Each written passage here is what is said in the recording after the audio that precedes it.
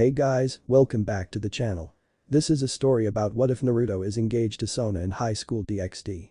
Before I start, please support for more amazing content and do consider subscribing to my channel and share this video with your friends. This is written by Acoustic Ghost and link in description and support writer. Let's start the video. Chapter 1. Night of Surti. Location. Underworld Sinti Frozen Plains. Place. Frozen Forest. Time. 1800. Came the yell of a girl as yet another tree was destroyed in her rage. 11-year-old Sona Sitri was beyond pissed off. She had shed her prim and proper demeanor to allow her more devilish wrath to come to the surface. Her glasses had broken several minutes ago due to the sheer cold that she was producing in her wrath. They really couldn't blame her as her childhood friend had passed the buck to her in the form of a marriage contract to the Phoenix clan, the Sitri clan's rivals. Sona was a cold beauty that was normally static, her hair was styled in a bob cut that went to her shoulders, violet eyes, wearing a floor-length blue dress. All the clan was quite upset that Riser wouldn't marry Rias, but Sona was alright as well. Serafal-sama, is Sona going to be okay? Asked her queen Tsubaki. Looking at the woman who was in charge of Devil. Tsubaki could have passed as Sona's twin sister, but her hair went to her knees, with her left eye being violet and her right eye brown. She wore a Maiko outfit. Serafal put her hand on Tsubaki's head. Don't worry Tsubaki-chan. She just needs to get it out of her system, said Serafal. Serafal was considered the most beautiful devil in the underworld and was the self-proclaimed rival of Gabriel of the Seraph. Standing at 5'6" with massive DD cup breasts, blue eyes, long black hair pulled into twin pigtails, wearing a pink top with no sleeves, pink skirt, black and pink thigh high-heeled boots, and a staff in her hands. She looked at her sister who was in anguish wishing she could help her. Location. Sitri territory. Place. Sara City. Time. 1300. Serafal, Sona and Tsubaki walked through the small city. Serafal brought Sona here at a request to do some shopping and hopefully get some of her anger out of her system. It had been 5 days since the contract indecent and already Sona and Rias were bitter enemies instead of rivals. They would be sharing a territory soon and would have to work past what happened. As they walked ahead of blonde hair caught Sona's eye as he bumped into her sister and walked past them. Sona didn't think about it, but she and Tsubaki stopped as Serafal smiled. It's not a good idea to steal from a Satan young boy, said Serafal. The boy tensed up before he ran. Sona and Tsubaki chased after him. He turned down an ally and would have lost Sona, and Tsubaki had Serafal not appeared before him with a grin on her face. Sweet boy, it's not nice to steal from people, said Serafal holding her wallet in her hand. Sona looked at the boy who had stole from her sister. He was probably the same as if not a year younger than her and Tsubaki. He stood at 5'2", dirty wild blonde hair, 3 whisker-like marks on each cheek, blue eyes, wearing ripped jeans, a dirty white shirt, an orange jacket, and boots. Young man, you stole that wallet from my sister, said Sona. The young man in question narrowed his eyes. So what? You're rich. I need the cash to live another day, said the boy. You can go another day without. I can't. It's been 2 weeks since I last ate anything. Serafal gasped before pulling the boy into a hug. Oh, you poor sweet boy. Sona raised an eyebrow. 2 weeks? Asked Sona. The boy growled. Yeah, 2 weeks. Sona smirked at the boy. Sure, he was rough around the edges, but that rough part also went along with Diamond. Sona had always had an idea of what she wanted when she started to build her peerage. While Sona valued intelligence, there was something she valued more. Heart.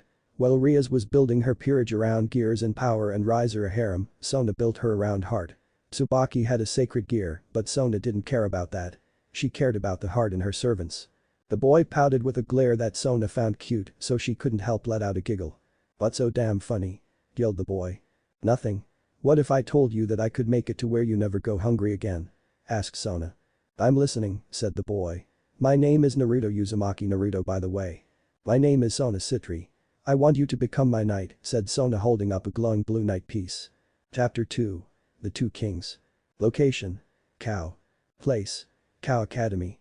Time. 1645. The bell to signal the end of the school day was both a blessing and a curse. A blessing because the school was letting out for the weekend.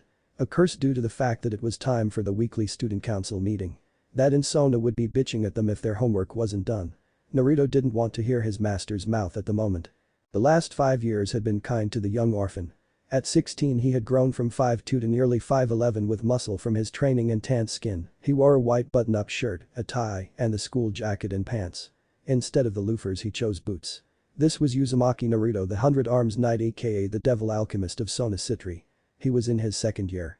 He had started a school last year at the behest of Sona and Serafal. He honestly wanted nothing to do with school seeing as how he saw himself as a warrior. The blonde-haired male felt someone shaking him. Sighing in annoyance, Naruto turned to look at his fellow student council peerage member and best friend Nomura Haruko. Haruko was a beautiful girl as most devil women tended to be. She was called Big Boob Loli by several males who wanted to get into her skirt. She stood at 5'1" with large C-cup breasts, long legs that were attached to rather thick thighs, big green eyes, long brown hair and twin ponytails with green clips in her hair. She wore the Kuo female uniform, which consisted white long-sleeved button-down shirt, short sleeves for spring-summer, with a black ribbon on her shirt collar, worn under a black shoulder cape and a matching button-down corset, a magenta skirt with white accents, and her rather memorable green strip stocking that came up to her thighs. This was one of Sona's two pawns. She was a first-year student who idolized Naruto. "What do you want, Ruru-chan?" asked Naruto in slight annoyance. "Sona-sama called us to the student council room in Ikki. It's time for our weekly meeting," said Haruko with her hands in front of her with a grin on her face. The spunky first year getting several boys to drool over her only for Naruto to glare at them, making them back off. Naruto nodded before getting up and yawning. As the duo made their way down the hall, many people made way for the tall youth and the small girl. While Haruko was a bit of a mean girl, Naruto was an outright bad boy. He was considered a delinquent due to his blonde hair and blue eyes, despite being 1/3 Japanese according to Sona to cover why he had a Japanese name. While he seemed to look the part, Naruto was actually fairly approachable to most people. It was actually one of the reasons Sona made him the chairman of the discipline squad, which only consisted of himself, Haruko as his deputy, and 4 members from each year. Haruko worked well with Naruto. In fact, they made up 2-3 RDS of Sona's strikers enforcers. They were her vanguard. It also didn't hurt that Naruto was probably the most versatile member of her entire peerage. "So anything to report from the squad?" asked Naruto as he stopped by his locker and put away his bag before grabbing a white hexagon with a C on it. As well as grabbing his student council armband. A white armband with the kanji for discipline on it with captain next to it. "Not really, Aniki," said Haruko as she grabbed her own grey hexagon with XXXVII on it. She also grabbed her own armband. One that matched Naruto's but with the kanji for vice captain. "I'm surprised that the perverted trio aren't up to anything today. I was sure that I would have had at least one of them try and fight me today," said Naruto, thinking that he was going to hear from his most frequent guests to the school holding area. "Well, you know those 3. They can't stay out of trouble for long. Besides, I'm sure the kendo girls are going to get them," said Haruko, smirking at the thought of those assholes getting beaten up. "It's their own fault for being the annoyances they are. I wouldn't be surprised if they did something drastic, especially that bald-haired boy. He's a rapist in the making, and I'm sure that Glasses is into some illegal stuff on the internet. The only one I don't have too many problems with is say his perversion is just a tad over the top. If he tuned it down just a few notches," said another boy joining them. He had short blonde hair that was less vibrant than Naruto's, grey eyes, wearing the male's uniform without the blazer and his sleeves rolled up. This was Genshiro Sanji. Sona's other pawn, who was revived a little over 3 months ago. He was a bit of an annoyance to Naruto since Saji considered Naruto his rival, even though every time they fought Naruto schooled him in hand-to-hand combat and even magic. Even though Naruto himself professed that he wasn't good with magic. Haruko blushed looking at the boy before her.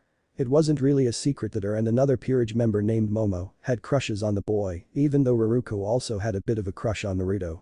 Haruko had known Saji since middle school, but Naruto she had known since her first year of high school. They were both kind young men once you got to know them, instead of their tough guy or bad boy personas. "Hey Saji-san, are you coming with us to meet Sona-sama?" asked Haruko. "Naturally," said Saji with a smirk. "I mean, I am the secretary of the council." The trio made their way to the council room. As they arrived at the room, the door opened, showing 2 people at the door. Kuo Academy's great ladies and duo that were practically sex on legs. Ria's Gremory and Himejima Akeno. Both girls were tall. Ria's stood at 5'9" and Akeno at 5'8".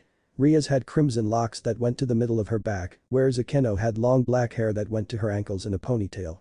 Both girls had ridiculous bodies, with Ria's having DD cup breasts and Akeno with a G cup breast. Whereas Ria's had blue eyes, Akeno had violet eyes. The trio backed away as the duo walked out. As they did, Ria stopped in front of Naruto and smiled. "So when can I expect you to come and become one of my cute little servants, Naruto-kun? Better yet, the day you become my lover?" asked Ria, putting her hand on Naruto's cheek. Naruto frowned. "The day Sona-sama trades me to you, Gremory-sama. Which will never happen, as I played a bigger role in her plans, Gremory-sama," said Naruto as he moved her hand away from his cheek. Ria's pouted before she smirked. "Such a shame, really. There are benefits to being a free woman who can take whatever lovers she wants to her bed. "I'm still saving myself though," said Rias before kissing Naruto on the cheek. Akeno laughed. "It'd be easier if you gave me Naruto-kun to break for you, Rias-sama. Or don't, breaking you will be way more fun," said Akeno, kissing Naruto's other cheek. "Rias, don't you need to go fulfill your duties as the co-ruler of our territory?" asked Sona, coming out of the door with Tsubaki following her, both having narrowed eyes. Rias turned to her former friend, rival co-ruler. Sona had filled out over the years and now had B-cup breasts and now stood at 5'5". She wore the female version of the uniform. Rias smiled at her former friend. "Sorry, Sona. I was just speaking with my future knight," said Rias, looking at Naruto with lust-filled eyes.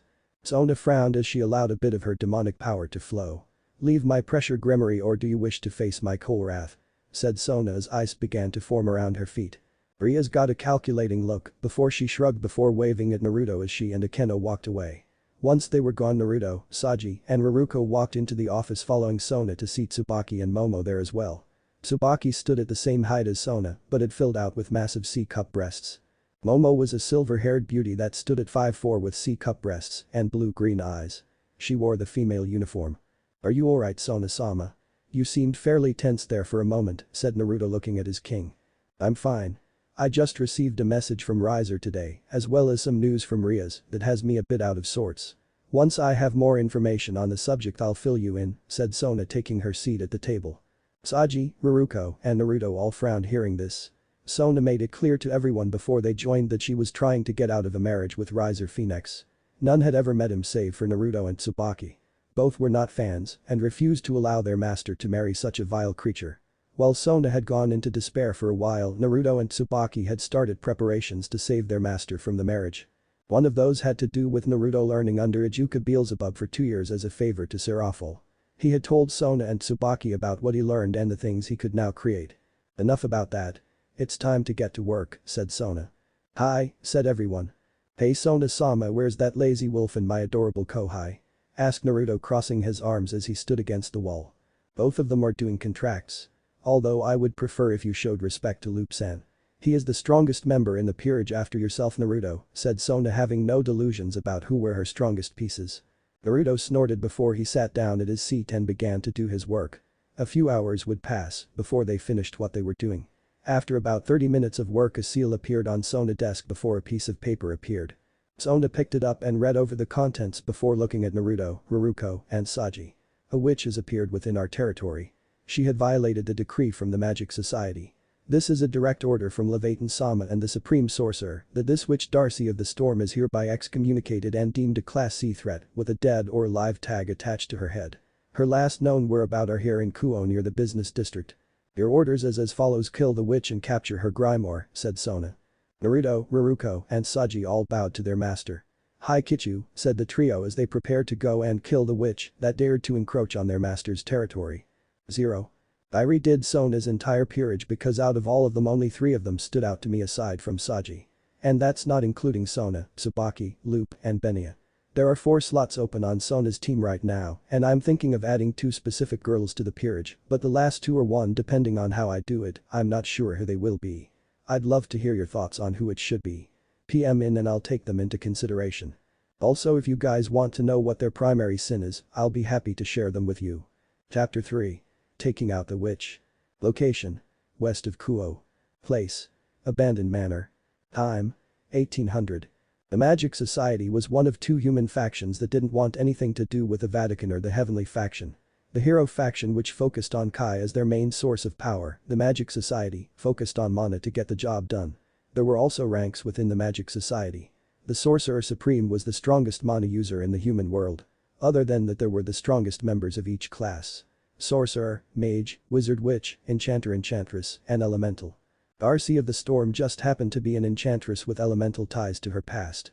Even though her official moniker was Darcy of the Storm, she much preferred Witch of Illusions, seeing as her coven sister Stormy was more of the weather manipulator. The only reason she was even in Kuo was because she needed to get the item that would allow them to reach far beyond their current C-class ranking. Darcy looked at her ceiling mirror and smiled as she looked at herself and was tempted to touch and fondle herself thanks to her sheer beauty. Darcy at the tender age of 21, stood at 5'9" cup breasts attached to a Coke bottle figure with floor-length brown hair, with her bangs being a shade of yellow, hazel eyes, wearing indigo bodysuit with no sleeves and capri-style pants, indigo gloves, ankle boots that are the same color as her outfit, and a choker that forms a D at her belt. Oh, how sexy she was. With a body like hers she had had a few lovers, but none lasted longer than a few months. If it wasn't at her sister's instantiate she would have enchanted the head mage of their former coven. One of her enthralled servants entered her quarters and bowed to her. She wasn't any older than 15, she stood at 5'1" with absolutely massive D-cup breasts and a very curvous body, dull yellow eyes showing that she is surly enchanted, wearing a beige skirt with black tips, and her top is a white shirt with puffs pull on white sleeves, brown gloves with yellow trim. In between her skirt and her top, she has a brown corset-like clothing garment. She also has a small brown hat with white fur coming out of it, as well as grey and white striped leggings, and black and yellow knee-high boots. She gave a curtsy to her mistress. "What do you want, mommy?" asked Darcy with a hint of annoyance. "Forgive me, mistress, our wards were breached and I thought that you would like to know," said the young woman. Darcy sighed before swiping her hand. "View," said Darcy. The mirror changed, showing 3 devils in her words. A girl and 2 good-looking boys. The blonde with whiskers was handsome and gave an air of danger that Darcy liked when she chose her toys. He would prove to be entertaining for several months. "I like the blonde with whiskers. Mommy, I'll leave the girl and dull blonde to you. Eliminate them, I have something special for him," said Darcy, getting up and vanishing. Mommy turned on her heel and left the room. As she did she summoned 2 white long rifles with crosses on the buttstocks of the weapons. Her dull eyes came to life as they glowed, even as the smile never left her face. Location: West Kuo. Place: outside the manor. Time: 1810, Friday. Naruto walked forward with his hands in his pocket with Haruko on his left and Saji on his right. The house they were approaching was in the middle of a small forest just outside of Kuo. It was a nice area and could easily be missed if one wasn't paying attention. Also, the rune and magic barriers didn't hurt too much either. Naruto had managed to use his own demonic magic and skills with barriers to open a hole in them. Sona had made it a point that all members of her peerage could use, detect and if needed destroy a barrier. As they approached the house, Naruto raised his hand to signal his companions to stop. As they did, the door opened as a young woman walked out holding 2 rifles. Upon seeing the weapons, all 3 got into stances. Naruto got into a loose boxing stance, Saji held out his left arm, and Haruko held 2 Roman-styled short swords in a reverse grip. "Is this the target?" asked Saji. "No, but something about her isn't right," said Haruko. "She's enchanted," said Naruto. "Greetings, visitors. My name is Mommy. Tomo Mommy. My mistress Darcy is awaiting the whiskered one in the summoning chamber. However, you 2 are not allowed to pass," said Mommy. Naruto looked at the 2 of them before looking at them. "Saji, stand guard as backup. Don't interfere in this fight between Haruko and Mommy-san," said Naruto. Saji nodded, understanding Naruto's train of thought. If Darcy had a subordinate, she probably had allies as well. Holding his left arm up, a small purple lizard appeared. Naruto walked forward as Mommy walked forward. As they passed each other, Naruto stopped and looked at her. He narrowed his eyes but didn't say anything as he walked into the house. Mommy looked at her 2 opponents with a grin. "Please make this entertaining for me," said Mommy, holding up 1 rifle. Haruko didn't waste any time and pulled out a hexagon-shaped item. "Yuzo Renkin," yelled Haruko as the hexagon opened up before the area was covered in a blue light. The hexagon left her hand and began to form around her legs up to the middle of her thigh in boots with layered dark green greaves and a 2-inch heel. "Yuzo Renkin of the Greaves. Lightning Swift." Sanji narrowed his eyes. "So Haruko-san, you're planning on ending this quickly," thought Saji. Haruko was the fastest member of the entire peerage when she used Lightning Swift. She could outspeed a knight easily. Also, thanks to her side effect, the longer a battle went on, the faster she got. Oh, she could also generate lighting with her kicks when they were charged. Haruko vanished in a burst of lightning before appearing Mommy. Mommy, to her credit, didn't flinch as she raised her rifle and blocked each strike from Haruko. While she was forced to back up, she wasn't being idle. Jumping backwards, she fired FRM1 rifle before twisting and firing from the second. Haruko blocked both bullets before jumping into the air.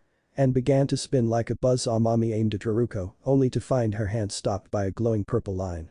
Mommy was hit in the stomach with a lightning-charged kick and screamed out in pain as she blacked out. She fell to the ground out cold. Haruko turned to Saji with a frown. "Why did you interfere, Saji no Baka?" yelled Haruko. "Better to finish this fast instead of drawing it out. Besides, I can't let one of my friends get hurt," said Saji. Haruko blushed hearing this and began to mumble about not ready yet kids, Naruto being a jealous lover.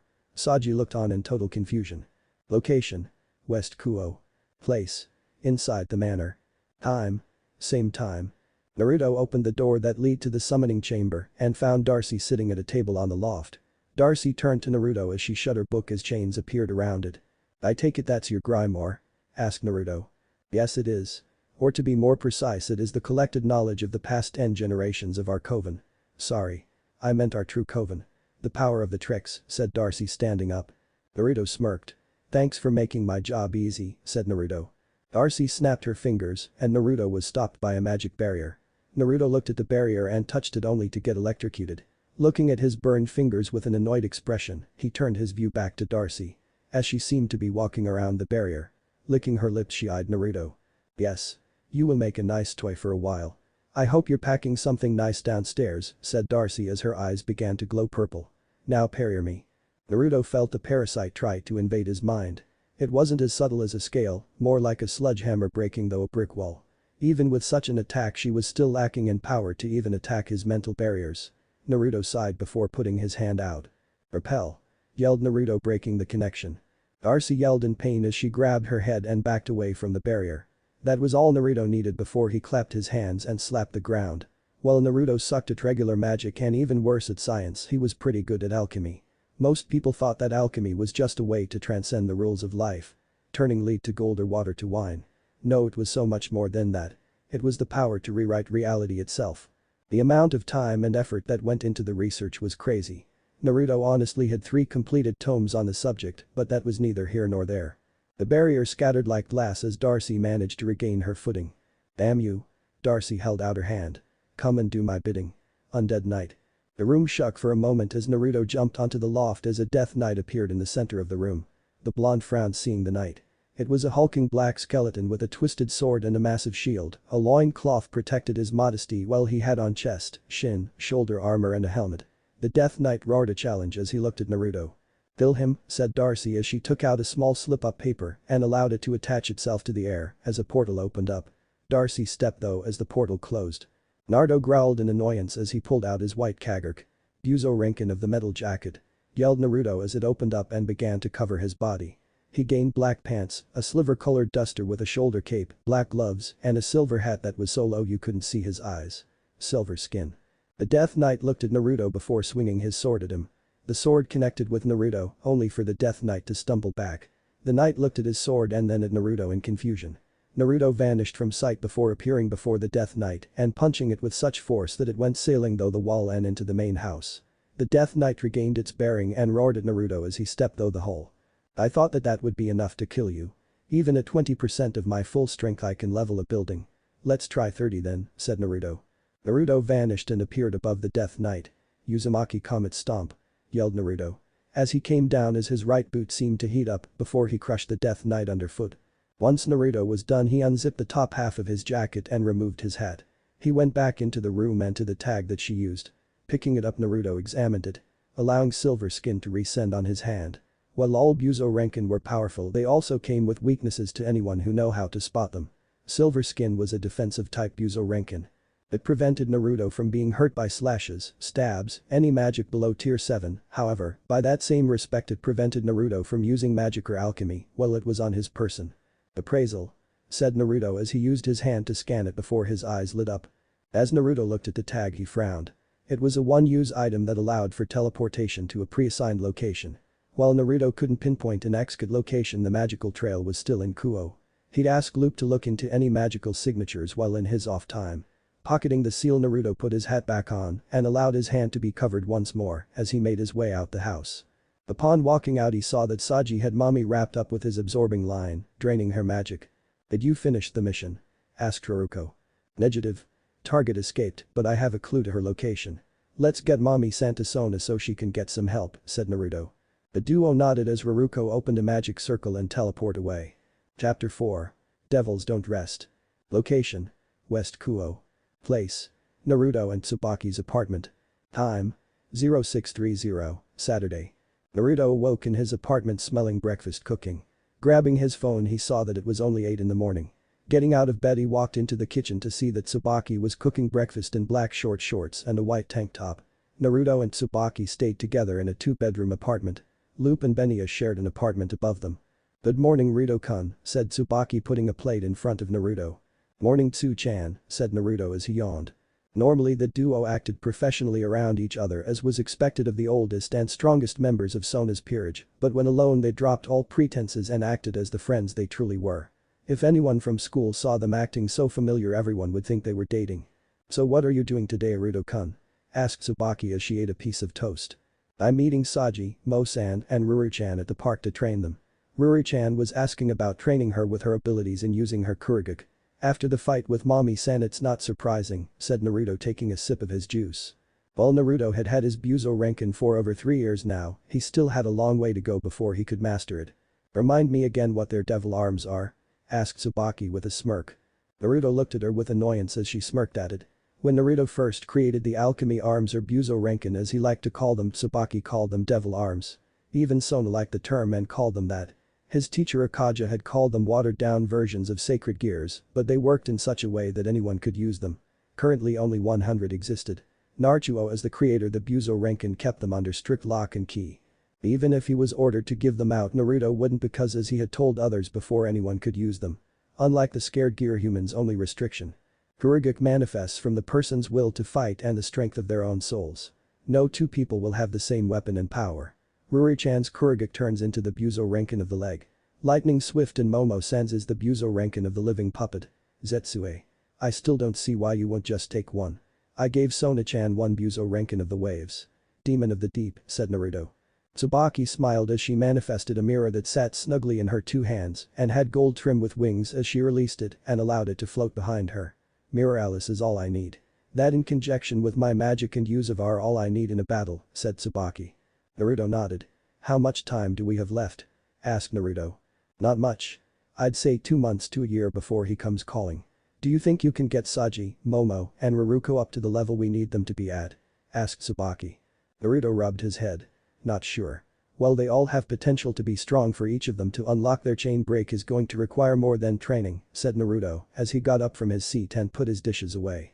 Naruto walked into his room and changed into a pair of orange pants and a black muscle shirt. He walked over to Tsubaki who had turned on the TV and was probably going to binge watch romantic TV shows. Naruto walked over to Tsubaki and gave her a tender kiss on the lips that she returned. There was nothing romantic about it, it was just a thing between them. See you in a bit Tsu-chan, said Naruto. See you later Naruto-kun, said Tsubaki. Location. West Kuo. Place. Park. Time. 1000. Momo and Saji panted as they stood across from Raruko and Naruto, who while dirty, were grinning like the freaking cat that caught the canaries. All 4 had training gear.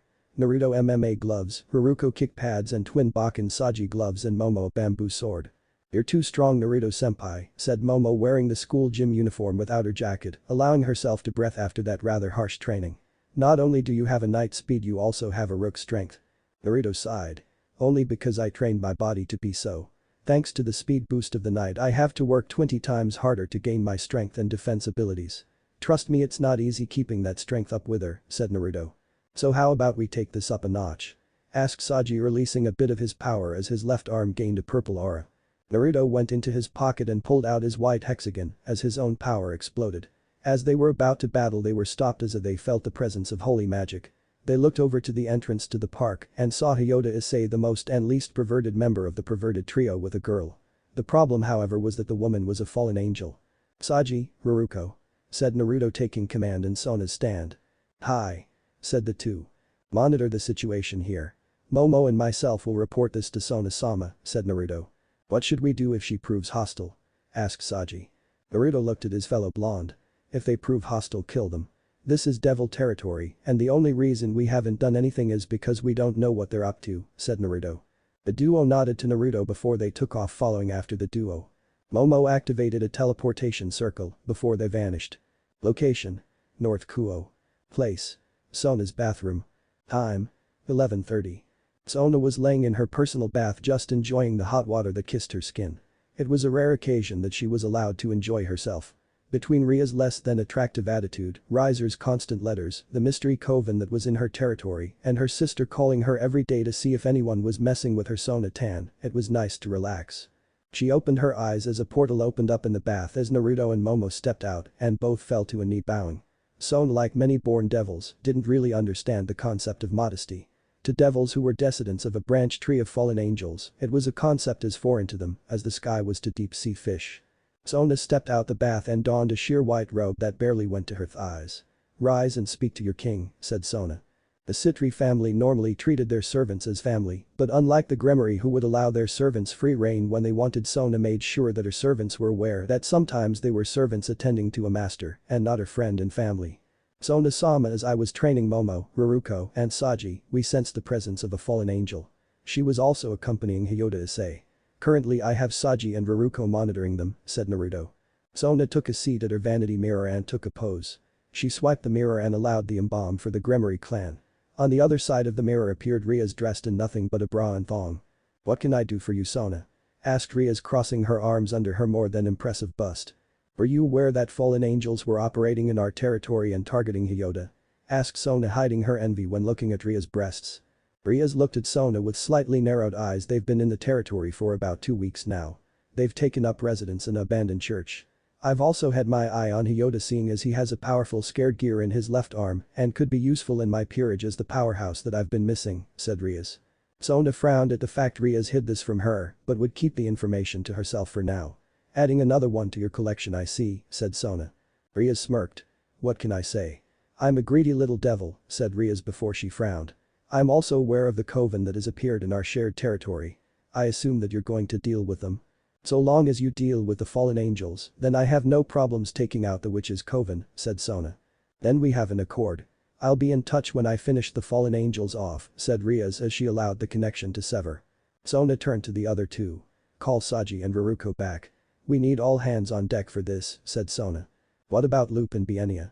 asked Naruto. "Already on the way here.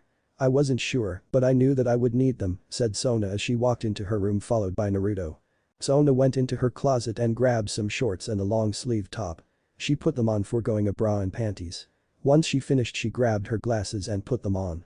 "What about the girl Mami-san?" asked Naruto. Sona looked at Naruto. "I currently have her in a magical coma with a 5-tier magic barrier surrounding the room," said Sona. "Do you have a familiar guarding her?" asked Naruto. "Yes, in fact, should she somehow weigh, my familiar will get me. Speaking of which, the day of the full moon is approaching.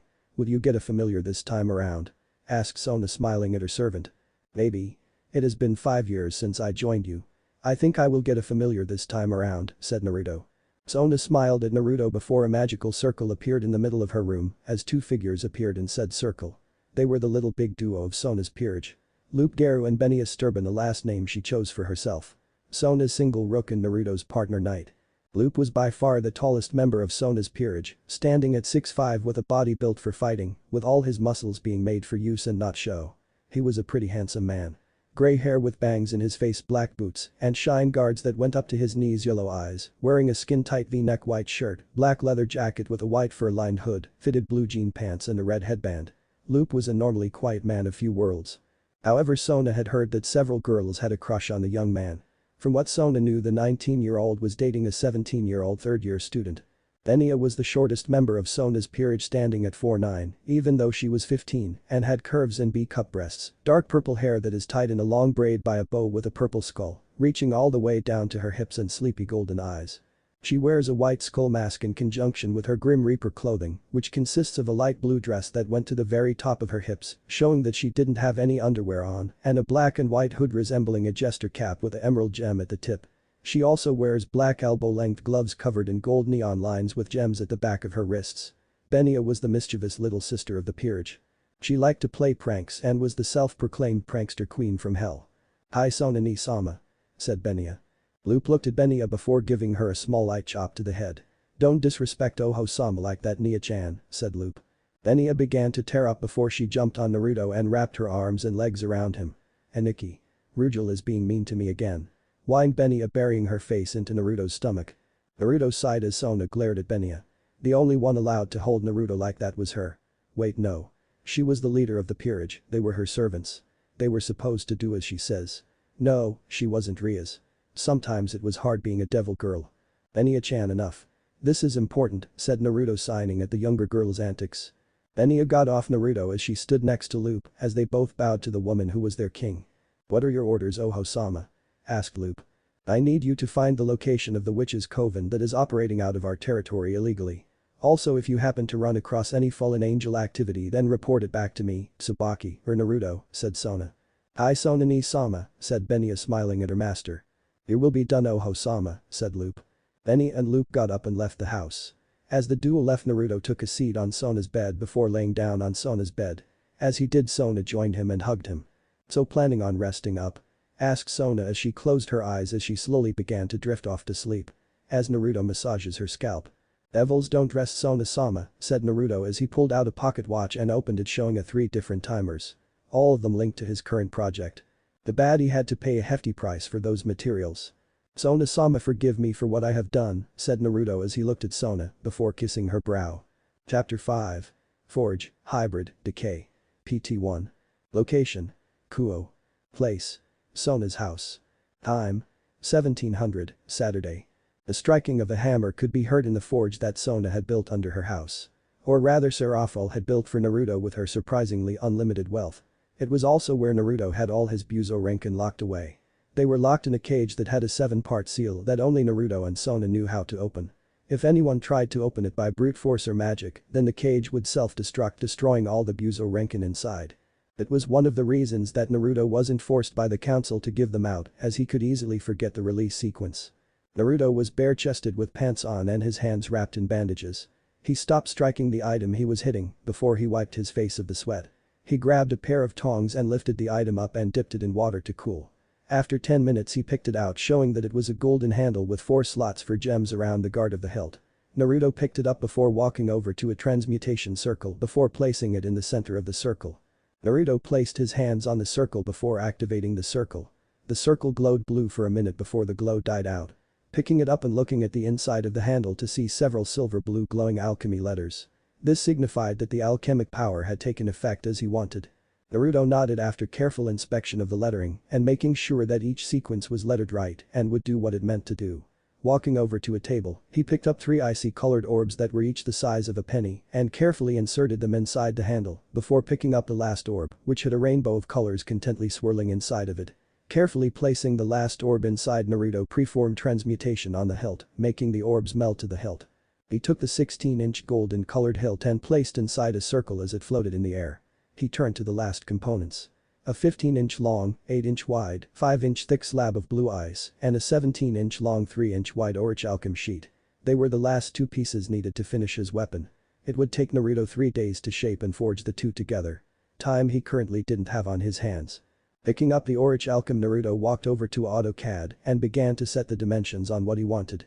He took the blue ice to another machine, only this one was powered by magic. Setting it, he allowed it to be cut into, also getting shaped to the way he wanted. The blonde boy yawned. Going over to his pocket watch, he grabbed it and opened it, showing that the last components had 65 hours before they were ready to be forged together. Walking to the stairs and walking up the stairs, Naruto exited the room and sealed the door before concealing it with a powerful illusion. Naruto walked over to Sona's room to see that his master was still asleep. Naruto went into her closet and grabbed a spare set of clothes that he kept there when he worked in the forge. Naruto walked into the bathroom and ran a hot bath, but showered first as not to leave a ring around the tub. As Naruto allowed himself to sink into the water, he sighed. In 62 hours he would be able to complete his weapon. Naruto and Loop were Sona's strongest fighters, but they were deadlocked in skills. Naruto's silver skin gave him defense that rivaled that of the Rook, while Loop, being a werewolf, gave him a higher natural speed than normal, comparable to a knight. Honestly, when Naruto and Loop fought, it often came down to a battle of speed. Currently the two of them were 16-16. Naruto was sure that the next time they fought he would be able to win. Location. Kuo. Place. Kuo Academy Halls. Time. 0830, Monday. Naruto walked down the hall yawning. He spent almost all Sunday working in the forge and doing contracts. While Naruto was a middle-class devil, he still ended up with contracts thrown time to him. His contracts were, for whatever reason, rich women who wanted to take either a young lover or son out on a date. Naruto never slept with any of them, but he got really good at planting suggestions in their minds, making them think they did the deed. Hearing some talking around the corner, Naruto grew a bit curious since classes would start in another 15 minutes. He stopped as he looked at Issei, who was talking about the girl he went on a date with to his 2 buddies. It seemed that Issei had served his encounter with the fallen angel. Unlike pure-blood devils who had slow birth rates unless they bred with a reincarnated devil, or angels who couldn't breed at all due to the fact that they were born of pure, holy, or righteous souls, fallen angels could breed with each other and humans to increase their numbers. For Issei to not only have met one, but retain his memories if she didn't. I'm telling you guys Uma was real. Growled out Issei. And I'm telling you that you were spanking it too hard to a good skin flick son, said Mitsuda, the perverted baldy. Issei, you're a brother in the ways of the pervert, but if you keep this fantasy up you're going to come off as just a creep, said Motohama adjusting his glasses as he allowed his hair to cover his forehead again. That's funny coming from you Motohama-san, said Naruto making the trio jump in fear. Yo, it's not cool dissing a bro Uzumaki, said Mitsuda growling at his archenemy. Naruto rubbed the back of his head. Then how about I talk bad to all three of you shameless idiots who have small and can't find a girlfriend in this reality or a fake one, said Naruto. It's not a crime to enjoy treasures of the flesh, especially those with small boobs and small bodies. Yelled Motohama. Something you'll never have glasses, said Naruto creaking his neck in preparation for a fight. By this point the four had gathered a crowd. Most of the girls were calling for the trio's blood at the hands of their roguish prince who defended their honor. The guys just wanted to see a good fight. I never said that, but the extremes that two of the three of you go to honestly has me worried for the safety of every female in this school, said Naruto. Why you punk? Yelled Mitsuda throwing a punch at the head of discipline. Naruto moved out the way and tripped the body as Motohama jumped on his back and tried to strangle Naruto with a rear naked choke.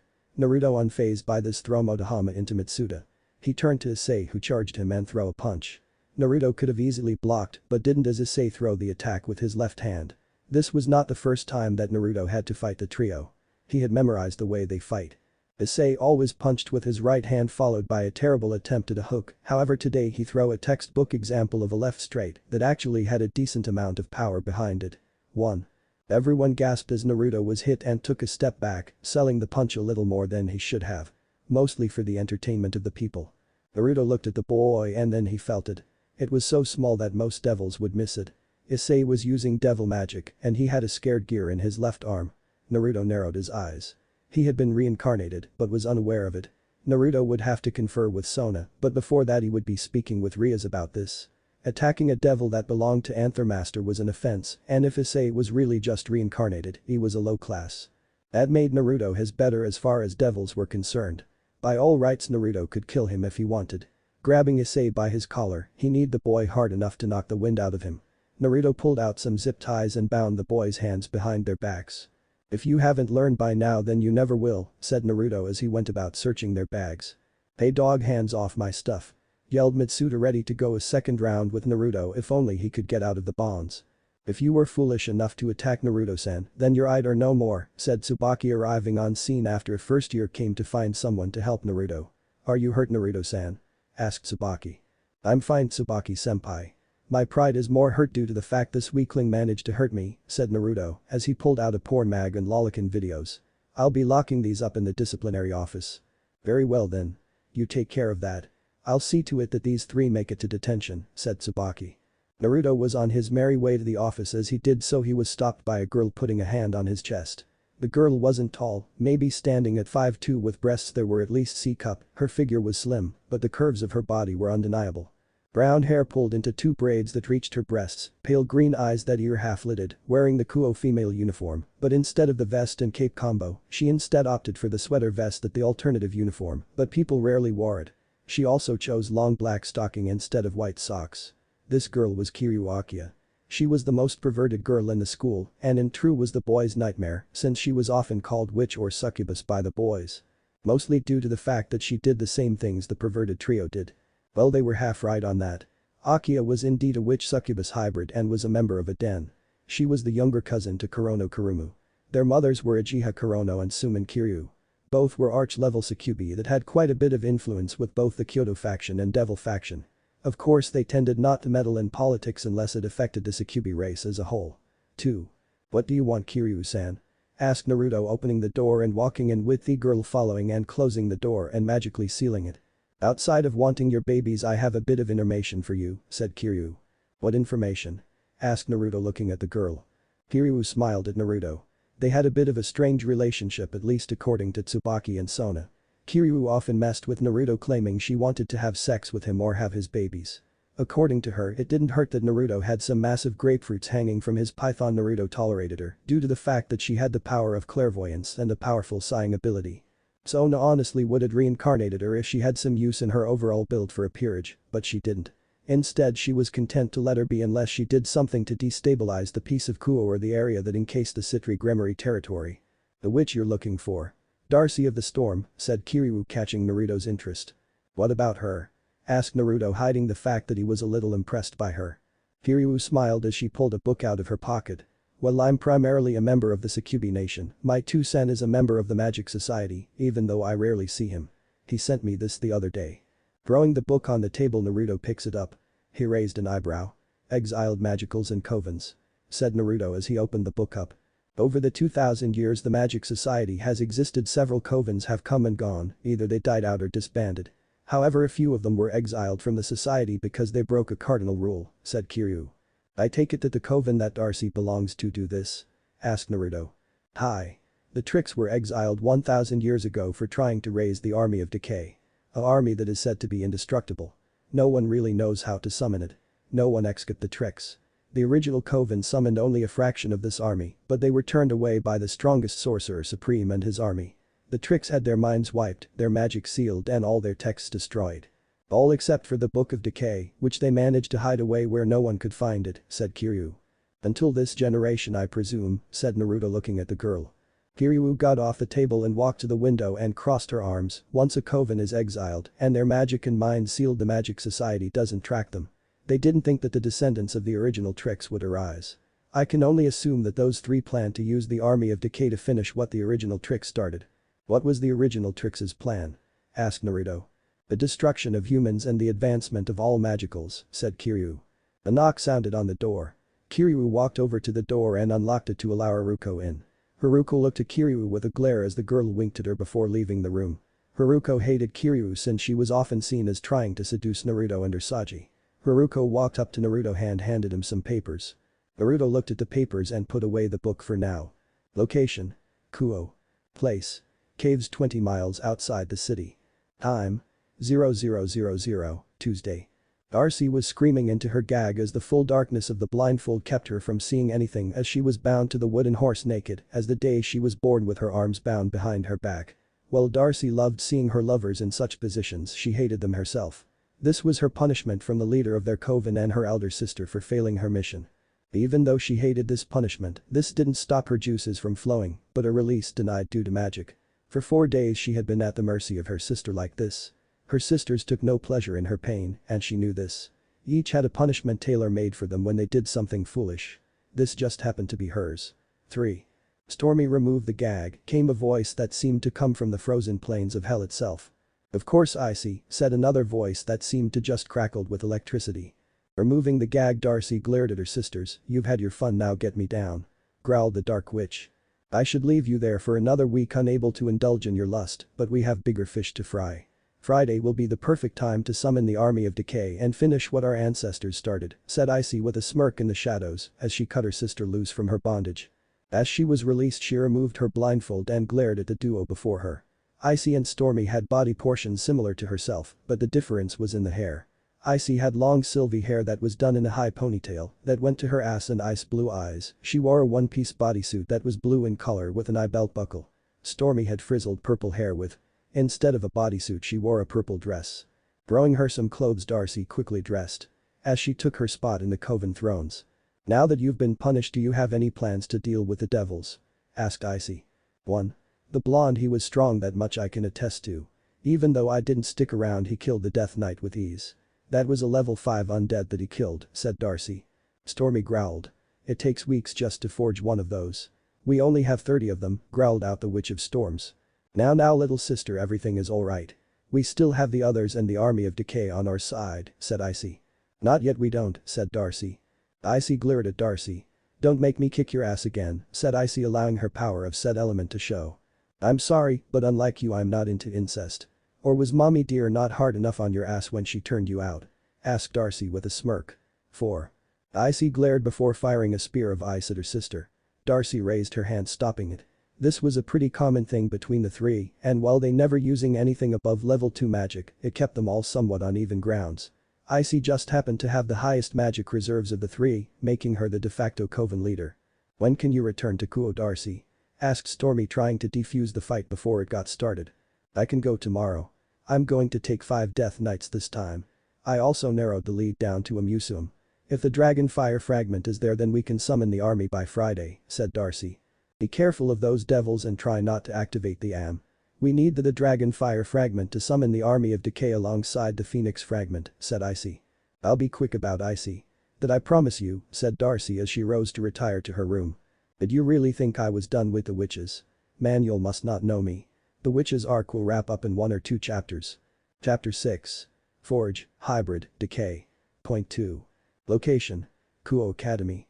Place. English class. Time. 10:30, Tuesday. School was always boring, especially modern Japanese. Haruko hated this class. She was only passing with a C+. Sona told her to get her act together or she would be spanked. No one in the peerage liked that punishment. Haruko sighed as she pretended to listen to her teacher's lesson but was already deep in thought thinking about Naruto-kun. It was a little over 6 months ago that she met Sona and Naruto. Who knew those two would change her life forever. Flashback. Location. Kuo's red light district. Place club. Time. 2100 Saturday, mid-February. Haruko walked out of the restaurant with her daddy for the night. She wore red lipstick, a green miniskirt that was so small that you could almost see the bottom of her thong if you looked closely, black stockings, a heavy tan fur coat. It was slightly open showing Hour's breasts off since she didn't wear a shirt or bra. Haruko often took guys out to get money from them. Sure they were old enough to be her brother or dad, but that was neither here nor there. She did this for fun, and the pocket change was always welcome. Currently she had about 200,000 yen saved after doing this for 4 months. They often paid her really well, normally between 5,000 to 20,000 yen. The most she had ever done was some kissing, light groping, and even gave a hand job to one guy who had been really cute. She honestly didn't want to give her virginity to any one of these men, even though they offered a lot. Today's client was actually a handsome young gentleman who was about 26 and a businessman. "So where are we going, Aniki?" asked Haruko. The man smiled and took her to an alley before pushing her up against the wall. He grabbed her jaw and began to kiss her. Haruko moaned into the kiss as the man began to undo his pants and allow his member free. Haruko feeling the cock touching her stomach since the man was so much taller than her. Haruko backed away from the kiss and stuck her tongue out at the man. "Sorry Aniki, but we won't be doing that," said Haruko with a smile. The man glared at her before pushing her to the ground and mounting her. Haruko wanted to scream, but a punch to the face silenced her. The man licked her face before he began to assault her breasts with his hands and cock. Haruko began to cry thinking that she was about to be ruined because of this bastard. "Someone save me," thought Haruko. Just as she thought this, a magic circle went off in her pocket. The man got off her as 2 people stepped out of the circle. It was a blonde with a broadsword in his hand and a Sona 1E-san. "You would dare try to violate a maiden of Kuo Academy? How disgraceful," said Sona. The man growled. "Fuck you bitch. I paid good money for this young piece of ass and I plan on getting mine in," said a man pulling out a gun. "Naruto, please teach this ruffian that it's a bad idea to point things at ladies when they don't want them," said Sona. "With pleasure, Sona-sama. I won't even need silver skin for this," said Naruto. Haruko looked at both Sona and the youth. She remembered his name now, but this was her first time seeing him. Uzumaki Naruto was the new head of the disciplinary committee upon Sona's personal request to the staff of the school. Even though he was only a first year, he was physically the strongest person in the school. He was also a regular in attendance to garden club meetings. Before the man could pull the trigger, Naruto vanished and cut the man's hand off. Naruto dropped the sword before it vanished into nothingness. He grabbed the man's dripping, bleeding head before dropping it next to the body, before clapping his hands and putting it on the body. The body twisted and reformed before it turned into marble. Picking it up, he threw it into the garbage. No trace of the bloody scene was there. "Your wish has been fulfilled," said Sona. "Now I require payment." "What is it you want, Sona Nichan? Money? My body, my soul?" asked Haruko in a bit of fear. Sona smiled at her. "You're actually pretty lucky. Since the new Satan faction took over, we are forbidden from taking human souls. That contract that you carried around was good for one wish. All I require is a bit of your natural magic. Is what I would normally ask for, however I've been watching you for some time, Haruko. You're a tough girl, never allowing anyone to hurt you or bully you at school. This is honestly the first time I've seen you fold. Fear of that fate exists in all races with females, I suppose. Your heart drew me to you. For that reason alone I want to offer you the opportunity to become my pawn and a member of my family," said Sona. "What if I refuse?" asked Haruko in defiance. "Nothing. I wipe your memory of this incident and you go back to never knowing that you were saved this night," said Sona. Haruko looked at Sona before looking at Naruto. "Is this true?" asked Haruko. 4 years ago I rolled the die with Sona and it turned my whole life around. Whether or not you make the same choice is up to you. Just know that if you become one of us you will have to do unspeakable evils in the name of Sona-sama, said Naruto. Haruko looked at Naruto and searched his eyes for any signs of doubt about the choice he made. After a full minute she found none. Closing her eyes she looked at Sona before bowing her head. I accept Sona-sama, said Haruko. Sona pulled out a pawn piece from her pocket dimension. Then under the power of Sona of the House of Citri, I command you to be reborn into the life of a devil as my pawn, said Sona as the piece shot off and into Haruko's chest. Haruko gasped in pain as he back exploded revealing two black slender bat wings. She gave one last look at Sona and Naruto before she fainted. Flashback end. Since that day Haruko hadn't regretted her choice. She sometimes daydreamed about what it would be like to be Naruto's servant instead. Would he be a kind master? A cruel master? Or a kinky master that liked to do sexy things with her? Haruko rubbed her thighs together at the thought of her Naruto-senpai. She often had fantasies of what would happen if she gave Naruto her virginity. Would he be gentle with her or would he ravage her like an animal? Oh no, she was getting horny. Lowering her pen she brought it close to her nether regions, so close to playing with herself in class. The thought of people knowing that she was a horny woman. She stopped as the door opened. She looked to the door along with the class to see Saji there. Saji bowed to the teacher. Sorry to barge in like this Akazuki-sensei. But I was sent to get Haruko-san. The student council has been called for an emergency meeting by Sona-san, said Saji. Haruko got up and followed Saji out of the class. Both glad and annoyed at the blonde-haired boy. Location: West Kuo Citri home. Place: guest room. Time: 1900, Tuesday. Big yellow eyes fluttered open as the figure looked around the room. Sitting up she removed the covers from her body but winced in pain as her head felt like someone had tried to split it open with a mallet. She felt a slight breeze before she realized that she was naked. Looking around she saw a simple pair of jeans and a shirt. Going over to them she squeezed her rather large ass and thick thighs into the pair of jeans that were probably a size too small. In fact they slightly fell off her hips but came to about mid-calf. She pulled on the shirt that was rather fit on her, finally a pair of yellow sneaker went onto her feet. Opening her hand she tried to summon her soul gem, the source of her power, but to no avail. Without it she could only do tier 1 spells without exhausting her magical reserves. The room was clouded with magic stopping her from using it. Walking to the door she tried to open it only to be shocked. Mommy looked at the door again before holding her hand out. Scan, said Mommy as her eyes took an ethereal glow as she looked at the door. A tier 5 magic barrier. I won't be able to break that down without my soul gem. Mommy sighed as she sat on the bed. She only sat there for about 20 minutes before she heard the shattering of glass. This was the sound that let her know that the barrier had been broken by the user. The door opened and in walked a with different colored eyes girl flanked by two boys of blonde and silver hair.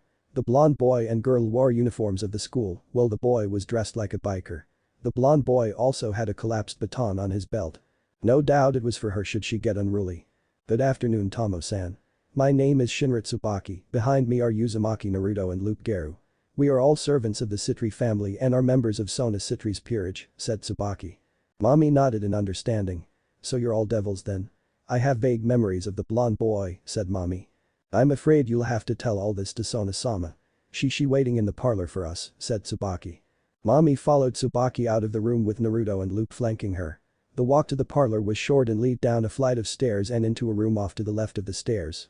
Standing guard at the door was a small girl. With a skull mask on and a scythe in her hands. She opened the door allowing them inside the parlor. The parlor was dimly lit but Mommy could make out the figure behind the desk. On her the left of her was another blonde boy who wasn't as handsome as Naruto or Loop but was still passable as someone who could be a fun date. A girl with pigtails stood next to a chair and a silver-haired girl was by the fireplace. Tsubaki, Naruto and Loop took up positions in the room, Loop by the door along with the small girl, Tsubaki by the woman at the desk and Naruto by a chair in the middle of the room. Mommy looked at the setup impressed. They had her surrounded on all sides. The only way out was a window off to her left but she was sure that it was covered with a magic trapper barrier that would stop her. Please have a seat Mommy-san, said Sona. Don't mind if I do, said Mommy taking her seat and folding her hands like a proper young lady. Name is Sona Citri, heiress of the House of Citri. This is a matter of record due to the fact you attacked servants of my house and therefore my house. Please state your name, said Sona. Hi Citri Haim. My name is Mommy. I am the last living member of the original Magica Coven. All others were killed during our moment of weakness, said Mommy. Moment of weakness? Asked Sona. I'm sorry, but I cannot clarify that as it would betray one of the Magic Society's greatest secrets, said Mommy.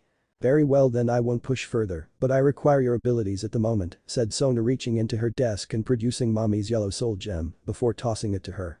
Mommy caught the gem and felt her connection to magic focus once again. Why is that, Citriheim? Your peerage seems more than capable of dealing with 3 exiled witches on your own, said Mommy as she put the gem around her neck. During school hours, Darcy along with 5 undead knights attacked the museum and stole a crystal shaped like flames with a yellow glow to it. Do you know what this crystal was? Asked Sona, throwing a picture at Mommy. Mommy caught the picture and looked at it before narrowing her eyes. This is the dragon fire crystal. It is one half of a set that the Tricks have hunted for years. That is all the information I know, seeing as how the books on the Army of Decay are forbidden to even masters of the society. Sona narrowed her eyes. Loop, have you and Benia managed to find the witch's base and find their numbers? Asked Sona. Hosama. It was a lot easier than I thought it would be. They've hidden themselves in a cave several miles outside of town. The barrier they erected is at least tier 4. I also smelled undead there. They most likely have more death knights than the one Uzumaki-san managed to kill, said Loop. They have 29 in total. As well as a few goblins, a minotaur and an ogre.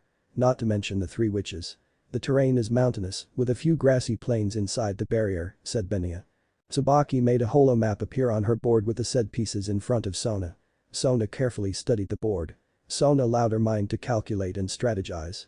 She placed her hands in front of her face and allowed her hair to shadow her eyes, before smirking. What are you planning, Sona-sama? Asked Naruto. Sona picked up a knight before holding it out and slamming it on the holo map. Checkmate in 4 turns, said Sona as her yellow eyes gained a murderous glow to them. Chapter 7. Forge, Hybrid, Decay. Point 3. Location. Outskirts of Kuo. Place. Outside Cave of the Treks. Time. 2000, Thursday. Sona was probably the smartest of the 4 rookie kings, as the heirs to houses Gremory, Bale, Ageres, and Citri. Each of them was considered powerful in their own right, but Sona didn't have the same magical prowess as Rias, the muscle of Serg, or the raw power of the dragons that Sikvera, however she made up for that with cunning. That was the reason why she didn't have one standard formation when it came to her forces. She had several. Her main attacking de facto force, the strikers Naruto, Haruko, and Loop, made up the strikers. Her fastest fighters. While Naruto and Loop could easily be considered her strongest pieces, they had a rivalry that had them try and one-up each other. That was where Haruko came in. She was not only fast enough to stop their attacks on each other, but could make them stop with just a glare. Backing them up with magical support was Tsubaki, Sona, and instead of Momo as was normal today, Mommy would act as the third of their magical support. Bringing up the rear and making sure that no one escaped was Benia, Saji, and Momo. Naruto and Haruko already had their Buzo Renkin activated. Loop had discarded his jacket as they walked into the barrier. The second the strikers walked into the barrier, low-level undead appeared. That's quite a few undead, said Haruko, holding her twin swords at the all sporting shields and swords. Nothing I can't handle in a minute, said Loop, creaking his knuckles. Please Mutt. All you're going to want to do is chew on the bones. Leave this to me, said Naruto, rolling his shoulders. Naruto and Loop looked at each other before they both vanished in a burst of speed and static. After only 30 seconds, both appeared next to Haruko. Loop's hands now sporting wolf claws.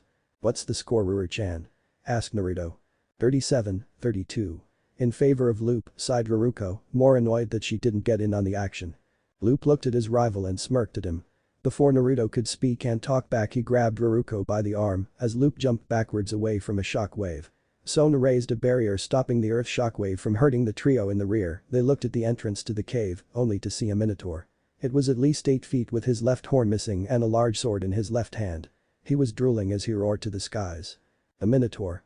Perfect, said Naruto as he allowed silver skin to resend on his arms before clapping his hands and slamming them on the ground. From the ground, Naruto created a kopis. Grabbing the kopis, Naruto charged in and did a falling spinning kick. The minotaur blocked the attack before swinging at Naruto. Naruto was caught in the side and sent flying. Naruto righted himself in the air as a blur of silver passed him as Loop in his wolf form charged in and darted to the side before he jumped at the minotaur's throat, going for a quick kill. The minotaur snatched him out the air and was about to slam him into the ground had Haruko not appeared behind the minotaur and kicked him in the head. Loop got away. Before the minotaur could resume the fight, he found himself trapped in ice as Sona trapped with a block of ice that Sona and Tsubaki created. Haruko appeared in front of the minotaur and cut his head off.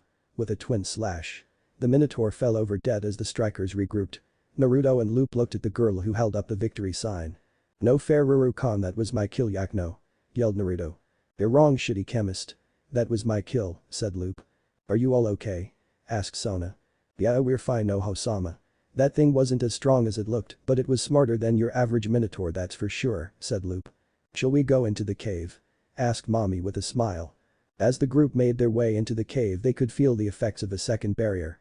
After passing the barrier, they stepped into cold water. Everyone besides Sona and Naruto shivered. Naruto stopped in front of the group before removing his hat and unzipping the front of his jacket. Naruto clapped his hands together before slamming them on the ground, heating the water slightly. "That was the spell work of a witch," said Mommy. "Was it Darcy who cast the spell?" asked Sona, looking at the magicka. "No. The one behind this was Icy. She has quite a few powerful ice spells. If I was to say so myself, she is the strongest member of the tricks, just due to her sheer magical power. Even if Darcy and Stormy were to attack her, they would probably be beaten," said Mommy. The group continued to move forward without any real delays to their speed. They ran into the odd undead here or there, but it was nothing they couldn't handle. About 15 minutes into their journey, they had to stop as they entered a large cavern. Storm clouds could be seen in the air, everyone tensed as they felt a magical build-up in the air. Naruto pushed Haruko out of the way, taking a lightning bolt struck where she was. Naruto didn't even feel it as it was much too weak to bypass Silver Skin, but had it hit Haruko, she would have been knocked out cold. Once the lightning died down, everyone turned to the area where the attack came from. Looking there, they saw the three witches all standing there. Icy, the one with white hair, holding an amulet with an orange crystal in it shaped like a dragon, while the other half was empty with a phoenix shape. "He's sturdy." "That was lightning bolt was fully charged," said the purple-haired one, her right hand arching with purple lightning. "I agree. He took one of your tier 4 attacks with ease," said the white-haired woman. "I got to say that you are not as powerful as you think you are," said Naruto as he glared at the witches with glowing blue eyes. The trio narrowed their eyes at Naruto. Darcy's eyes glowed purple as she directed chaos magic at Naruto. Naruto felt the magic, but it didn't take hold. Naruto charged at the trio, but was stopped by a large fist, sending him flying into the wall. Naruto grunted in annoyance. While slash, piercing, and magic attacks up to tier 7 did nothing to him, pressure-based attacks and super magic could still hurt like a bitch. Falling out the wall, Naruto looked at the figure that hit him. It was a hulking golem full on ready for battle, and he was strong. It was purple in color, standing at about 10 feet tall with broad shoulders, massive fists and a tiny head with a single gem in it, with arms that was Loop was already in the air throwing a kick at the golem. It blocked the attack before throwing him into the ground. Mommy began to fire on the golem, but it was ignoring the magical bullets as Haruko charged in and began to hack at its body with her blades. Naruto got off the ground before charging in as Sona, and Tsubaki began to fire off fire and water magic at the golem. The golem looked at Sona before opening his mouth and firing off a laser of pure magic. Tsubaki raised a barrier and blocked the attack as both Naruto and Loop jumped and kicked it in the head. Haruko appeared before it and combined her blades before slashing upwards, trying to cleave the creature in half. With only sparks coming off her sword, she landed on the shoulder as Loop picked her up bridal style and jumped away. The duo landed on the ground. Naruto appeared next to them. "By the power of the Citri clan, I command the waters to crush this abomination," yelled Sona, summoning a bubble of water around the golem. Creaks could be seen forming in the body before Naruto appeared before it in the air. "Uzumaki open palm cannon," yelled Naruto, pulling his open palms back and throwing them forward and unleashing an air blast that busted the bubble and put a large dent in the body of the golem. 1. "Looks like the army of decay can regenerate. This will be a huge advantage when we summon the full army," said Darcy. "With only the dragon fire we were able to summon a golem. Image when we locate the phoenix fire," said Icy, laughing as she put the amulet around her neck. "The surge of energy is amazing. I feel at least 100 times stronger." Naruto allowed his arms to show as he clapped his hands and superheated the air before firing off a ball of plasma at the witches. Icy raised her hand, blocking the attack with ease.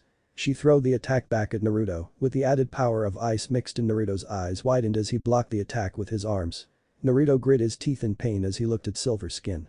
It was slightly burned and frozen at the same time. Naruto looked at the witch, who was huddled over in pain, gasping at the amulet. "Icy, are you alright?" asked Stormy, getting her sister to her feet. "The much power we need to retreat," said Icy, panting as sweat dripped down her forehead. Darcy opened her hand. Naruto caught a glimpse of something in her hand before a portal opened up. Naruto charged at the trio as a bubble wrapped around them. The second Naruto touched the portal, he was blasted back by a powerful surge of energy that sent him flying as he screamed in pain. He landed next to Tsubaki and Sona, who turned from attacking support to healing. Silver Skin receded, allowing Naruto to be healed. 2. "Naruto-kun, are you okay?" asked Tsubaki, dropping her act at the moment as her and Sona's hands glowed with healing magic. "No. Whatever the hell that portal was that was at least world tier power and it shorted out Silver Skin. What about the golem? Asked Naruto as he tried to sit up but was having trouble. You can't fight anymore, Naruto. Leave the rest to us, said Sona. Naruto stood up and fell to the ground. A knight's job is to protect his king, queen, and fellows in arms, said Naruto standing again and grabbing his Kakyogen. I am your knight Sona-sama. I will end this fight. Buzo Renkin of the metal jacket. Silver Skin. Silver Skin appeared on Naruto and he took a stance. Loop and Raruko landed next to him. Ready to fight with their comrade to the end. That ink is taking everything we throw at it and keeps coming. Yelled Loop. We need to hit it in its weak spot, said Naruto breathing heavy. We can hold it down. Can you hit it with your strongest punch? Asked Raruko crossing her swords. You have to hurry. I'm moving off sheer will alone at the moment. Strike formation 8, said Naruto. Both Loop and Raruko charged in. Loop reinforced his claws with wind magic before jumping into the air and filling his lungs with air before unleashing a massive gust of wind. This stunned the golem as Raruko appeared behind it and kicked it 100 times in the chest, caving it greatly. Naruto looked at the duo before charging in and jumping in front of the golem's face. Uzumaki smash. Yelled Naruto. Naruto dropped back and loaded all his power into his right hand before punching the golem in the face, breaking the gem and ending the golem's life. 3. The golem began to crumble as Sona rushed forward and pulled out a small vial before capturing some of it. She pocketed it and planned to send it to her sister. She turned to her people as Loop helped Naruto stand with Raruko fussing over him, along with Tsubaki, with mommy laughing at their antics. Sona sighed as she smiled at her servants. Soon they would be put to the test. Location: Kuo Academy. Place: Class 2A. Time: 0830. Listening to people talk could easily irritate Naruto, especially when they were praising Yudo for winning another kendo match, hailing him as not only the pride of Class 2A, but the prince of the school. Honestly, it annoyed Naruto a bit that his fellow knight used his natural devil charm.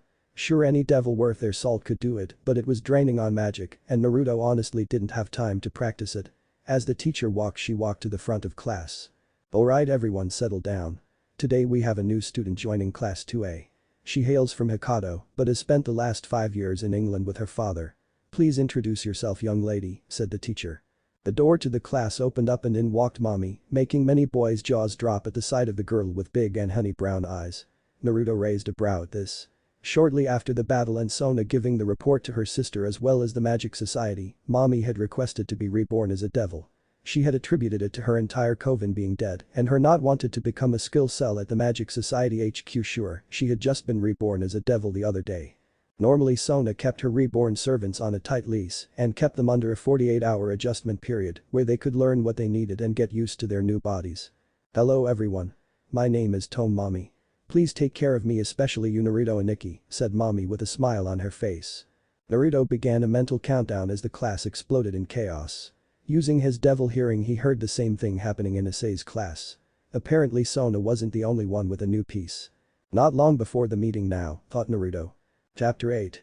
The Familiar Forest. Location: Kuo Academy. Place: Sona's office.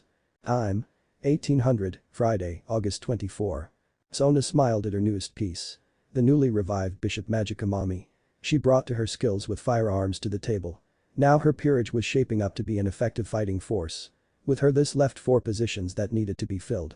The positions of rook and 3 of her pawns. Opening her desk, she pulled out a letter that had the symbol of the Phoenix clan on it. "Oho-sama," said Loop from the shadows. Sona put the letter away. "What are you doing here, Loop?" asked Sona. "I had the day off from work, nad my classes. I figured that I'd stop by and see if you're alright," asked Loop. "I'm fine. It's almost time for a full moon," said Sona, trying to get a rook to stop worrying about her. Loop froze hearing this. Well, he was a devil now, he was still prey to the weakness of his feral side during a full moon. He had limited control over it, but not enough to be safe around people. The main reason he didn't have a familiar. Also, compaction for entry into the familiar forest was stiff at best, seeing as how only one family could enter at a time. "I see that I'll miss Saji-san, Raruko-san, and Mommy-san getting familiars then. If nothing else, I'll bid you farewell, Oho-sama," said Loop. "You know, you could ask your grandfather to train you in use of your magic and inherent wolf powers," said Sona. Loop stopped before turning a glare on Sona that would have made lesser devils flee in fear. "Sona, don't ever bring that mongrel up in my presence again," said Loop before leaving the room. "He's such a dramatic boy," said Sona before picking out the letter again and opening it. Location: Kuo Academy, old school building or clubhouse. Place: Main office of the club. Time. 1700. The entire city peerage walked through the halls of the old school building in what could only be a show of power. Normally when two devils decided to meet up it was often in this case tit measuring contest. Sona had brought her entire peerage bar Benia and Loop, seeing as they had duties they needed to attend to outside of Sona and Ria's, trying to one-up each other. Stopping at the door Sona knocked before Momo and Mami opened the doors for her to enter. With Tsubaki on her left, Naruto on her right, Saji and Raruko bringing up the rear. Out the corner of his eyes Naruto saw Issei explaining how they were to the blonde-haired girl. Ria's new bishop if her magic was anything to go off of. She was actually pretty cute but he sensed that she had a strong affection for the brown-haired pervert. Naruto was actually surprised by this since he was sure that no woman could ever put up with Issei's perversion. "Hello Sona. What can I do for you?" asked Rias as she eyed up Naruto with bedroom eyes. "Have you come to trade Naruto to me?" Sona narrowed her eyes at a rival former friend. "I just wanted to congratulate you on increasing the number of your servants. The Gremory clairvoyance at work I take it," said Sona smirking at her rival. Rias frowned hearing this and Naruto understood why. While Rias had gained the power of the Beal clan, the Gremory clairvoyance wasn't powerful in his blood. In fact her young nephew had a better grasp of his power than her. It was actually a bit surprising that she didn't have it, seeing as she was hailed as a prodigy. "Not at all. It was actually my dear Issei that brought Isa to me this time.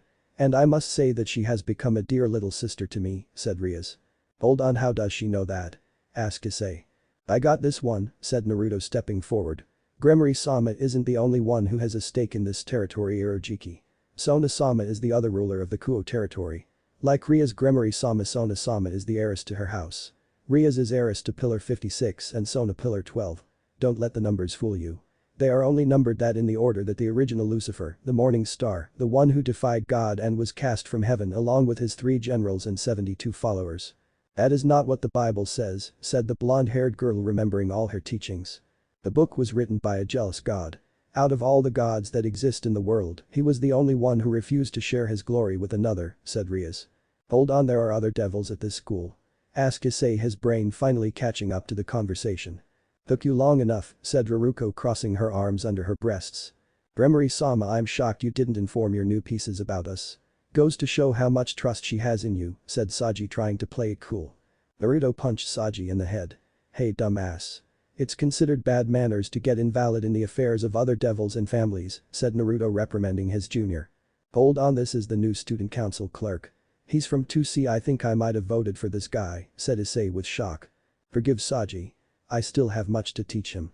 This is my new pawn Genshiro Saji, as well as my newest bishop Tome Mami," said Sona. Saji bowed and Mami curtsied.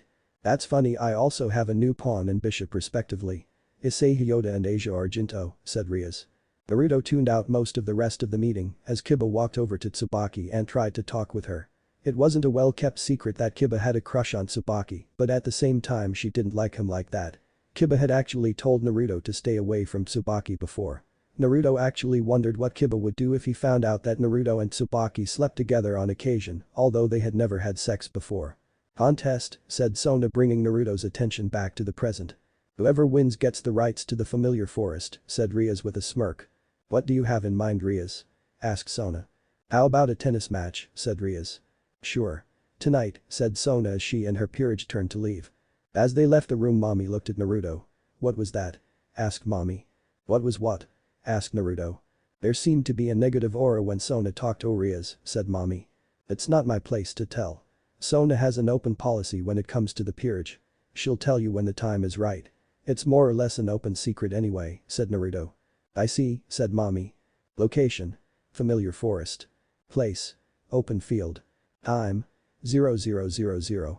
After a rather heated tennis match and later dodgeball game, Sona had her peerage ready to go to the familiar forest. As they entered the forest they encountered an 40-year-old Ash Ketchum reject. Naruto sighed before he ventured off on his own to look for a familiar. The forest was open for 6 hours before the gates closed again. Naruto jumped onto a tree before he began to bound from place to place. This went on for about 2 hours before Naruto landed near a lake. Naruto went to scoop some water to drink when movement caught his eyes. He turned and glared as he saw a yellow rabbit with 2 black horns dart through the trees, followed by a pack of foxes. Naruto narrowed his eyes before he gave chase. They didn't run far as they trapped the rabbit against a sheer stone cliff. Naruto arrived at the cliff as the rabbit took human form. It looked like a young girl, maybe 12 or 13, she stood at 4'8" with B-cup breasts, her long crimson hair. She keeps it in two knee-length ponytails, emphasizing her small body and leaving the back of her neck slightly bare. Her forehead is covered by bangs split in the middle, each side reaching to her eyes and covering the sides of her cheekbones. Her eyes were rather soft but do have a slight edge to them. They have large red irises and very small black pupils. Enju has a rather small mouth and nose. She wore a small orange hooded sweater with orange and red square designs on the inside. The front bottom ends are folded upwards and held by buttons. The sweater has a short zipper with an oversized tag. Underneath the sweater, Enju wears a long white dress, partially resembling a camisole. She wears a thigh-length skirt held up by a large thick belt. Wears knee-high boots with extremely thick heavy black soles. "I wasn't trying to enter your territory, yeah," yelled the horned girl. The lead fox snapped at her. "It doesn't matter, rabbit. We gave you a warning once. Not again." One of the foxes darted at the girl and was close to her only to met a lightning bolt that sent it flying. The foxes looked at where the lightning bolt came from and saw Naruto standing there rubbing his hand as he looked at his hand. "What did you do to my kin, you damned half-breed?" yelled the fox. "I deep-fried him. Although I hate using lightning. I have little control over it," said Naruto. "I much prefer to use alchemy. Much less complicated than weaving magical knowledge together." "Half-breed?" yelled the leader charging at Naruto. Naruto held out his hand with his middle finger and thumb together. "Disappear with a sound of thunder," said Naruto as he snapped his finger. The rabbit didn't understand what happened, only that the foxes fell to the ground dead. The one who saved her turned to leave. She followed after him only for him to stop and turn to her. "What do you want, Chibi?" asked Naruto. The girl puffed out her cheeks at him before jumping up and throwing a kick at him that he ducked. "I'm not a chibi," yelled the girl. "Then brat?" asked Naruto as he blocked a punch. "I'm not a brat," yelled the girl as she opened her mouth and fired off a beam of lighting.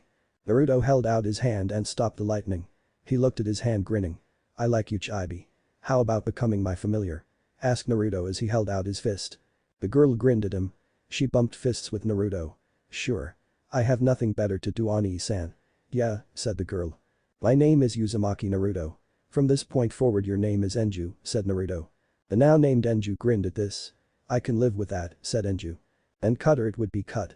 However, this part had an alternate path. Honestly, it came down between the cute and the sexy. I'm including the alternative so you guys can see how this was originally going to go. Most likely depending on how I feel or what the community thinks, I'll make them both his familiar. At this moment I'm not sure. Naruto stopped on the side of a mountain and looked around. He saw a black flame shot out of the cave. Naruto raised an eyebrow.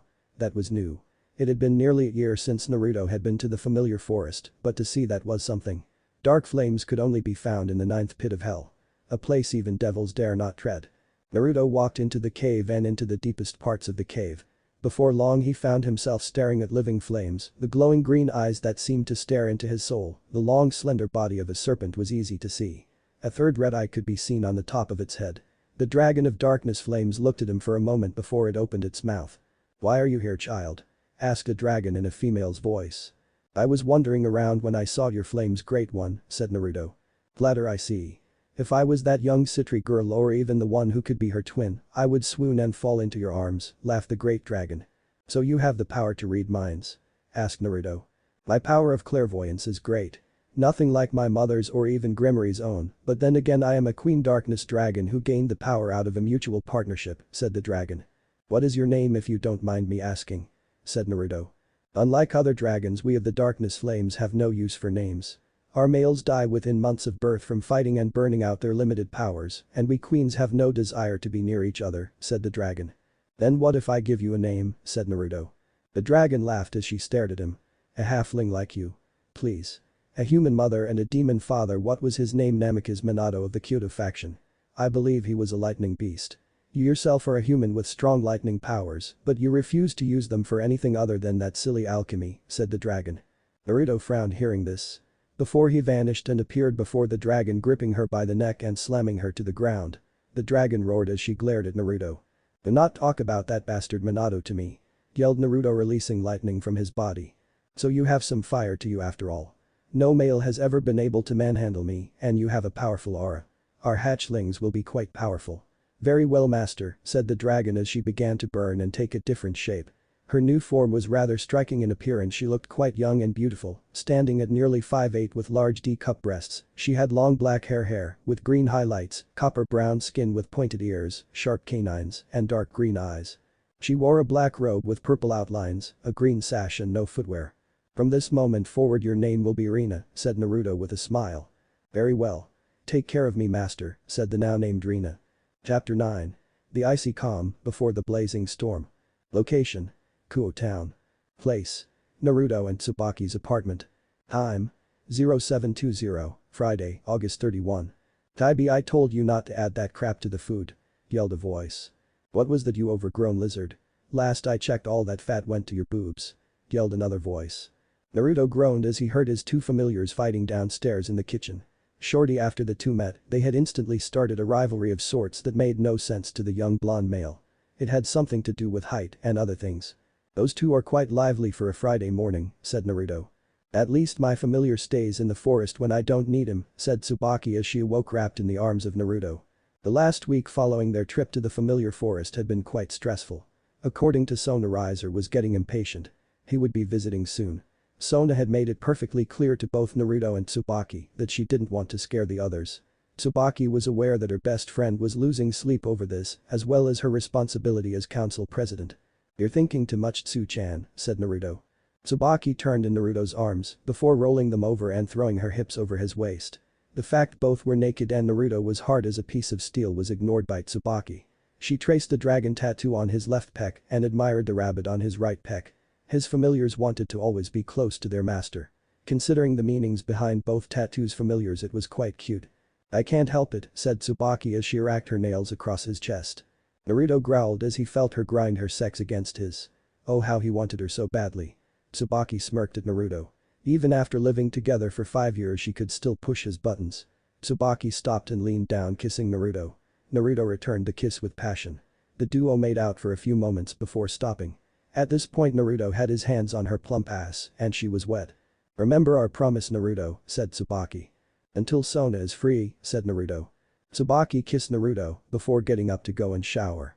Once alone, Naruto lay down and glowered before helping himself. It was hard not to break a promise. And Naruto always kept his promises. Location: Kuo Academy. Place: Student Council Room. Time: 1700. Sona sighed as she sat in her office. Any moment now Riser would appear in her office along with a representative from her sister. The door to her office opened. Turning her head, she saw her entire peerage enter the room. As they took up positions, Tsubaki and Naruto took their spots next to her. Barely a minute passed before the Citri circle appeared on the floor as two figures appeared out of it. The first figure was a rather large man, towering over even loop at 6'8" with muscle on top of muscle, lightly tan-skinned, a box cut, and a rather strong jaw. He wore black pants, a red shirt with black sleeves, and red boots. The woman next to him was the woman before him was tall, standing at 5'10", large D-cup breasts and legs that could go for days, that were attached to an ass that many soldiers tried not to stare at less they find themselves her newest toys for testing out pain-inflicting methods. Ice blue eyes, long crystal blue hair that reached her ankles, pale skin, wearing a white double-breasted button-up dress with dark accents and sleeves that was unbuttoned enough to show her cleavage and her tattoo off. Thigh-high black boots with sharpened heels, a military cap with a cross, a large black coat over that, and a long rapier that was more for slashing than stabbing. 1. Sona tried to keep her composure as she looked at two of her sister's peerage members standing before her. "Wow, who's the babe and the giant?" said Saji. The large man looked at Saji, making him freeze before turning to Naruto. "You need to get these kids under control, Naruto. As the disciplinary of Sona's peerage, that job falls to you when Lady Sona can't do it," said the giant. "As deep part as Piet Rasputin, the deadliest queen and the invincible rook," said Sona, sweating. "Aita-sensei," said Naruto, also sweating. Both Esdeath and Piet bowed to Sona. "Sona-sama. It's good to see you again after so long," said Esdeath, standing up and walking Sona before smiling at Sona and hugging her. "It's good to see you again after so long, Sona-chan." Sona smiled before she hugged her back. "It's good to see you again as well, auntie," said Sona. Esdeath pulled back from the hug as she frowned. "I'm sorry to say that we are here on behalf of your sister acting as mediators for your meeting with Riser," said Esdeath. "So when does KFC arrive?" asked Naruto. 2. Before Sona could say anything else, another magical circle appeared on the ground before a man, and Tsubaki narrowed their eyes at the man. If anyone put him and Naruto side by side, they would think that they were brothers. Only the man was slightly taller. Wearing a burgundy blazer with gold embroidery on the right with matching pants and black dress shoes. Underneath his open blazer is a white dress shirt that is not fully buttoned. "Hey, who the hell are you?" asked Saji, summoning his scred gear while mommy drew a pair of pistols. "The human world, I forgot how disgusting the wind and fire here was," said the man. "We won't ask again," said Loop as he flexed his now revealed claws as Benia summoned her death scythe. "Sona-chan, you need to train your servants or teach them some manners. Although you have quite the range of delectable girls. Are they perhaps a wedding gift? Although these low-class girls won't bring me pleasure for long," said the man smirking. Naruto, Loop and Saji rushed the man in feats of speed, only to be stopped as a wall of ice appeared before them, stopping them. They broke off their attack and looked at the source of the ice and saw Esdeath with her hand on the ground. She looked up from her position with a glare in her icy blue eyes. "Enough," yelled the queen, making all stop. "Riser-sama, I won't allow you to talk that way again." Riser smirked before taking a seat. "I know better than to anger the one known as the deadliest queen in the underworld," said Riser. "Why have you come here, Riser?" asked Sona. "I've come to take you back to the underworld for our wedding," said Riser, getting up. "I may be forced to marry you, but the contract doesn't have a date specified." "I could wait till you're old and infertile," said Sona, trying not to smirk. "But the birth of child clause is still in effect. We have until your 200th year. I say, why wait and let's get the practice in," said Riser, reaching for Sona only for Sona to move away. "Sadly, I have no desire to marry you at all, much less bear your child," said Sona. "If that is the case, then I'll take you back by force," said Riser, reaching for Sona again. Sona, to her credit, didn't even bat an eyelash as Riser found a hole in his head from mommy using her rifle. Riser stumbled back a bit but laughed as the hold healed. Naruto got before Sona and summoned a katana. The others around the room also prepared for a battle. "Come near Sona-sama again and I'll put your name to the test," growled Naruto. "You have quite an interesting night, Sona. To speak to his betters like that," said Riser. "What can I say? I got a deal of a lifetime when he joined me," said Sona. "And you also heard my knight say that he'll put your regeneration abilities to the test if you touch me. Naruto has never broken his word to me and I can say that he won't break them ever. So that's the way it's going to play." Riser, as the room began to get hotter as he increased his energy output. The room quickly reached 150 degrees before it was quickly brought back down to 70. Everyone looked at Esdeath, only her eyes were narrowed in anger and her hand on her sword. Piter had also activated his scred gear armor of the Colossus, increasing his height from 6'6" to 7'5" and covering his body in a type of armor. "I won't say it again," said Esdeath.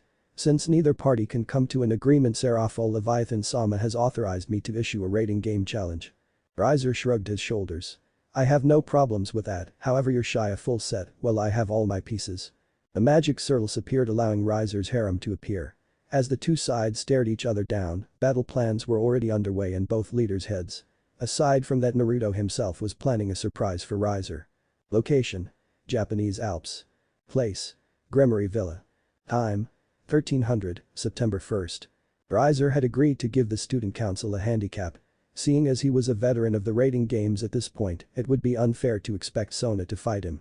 Riser was allowing them to train for 10 days before the rating game was to take place.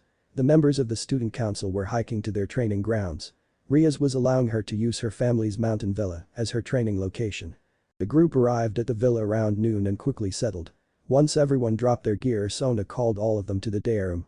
Once everyone took a seat around, Sona, Tsubaki got them all tea and cake.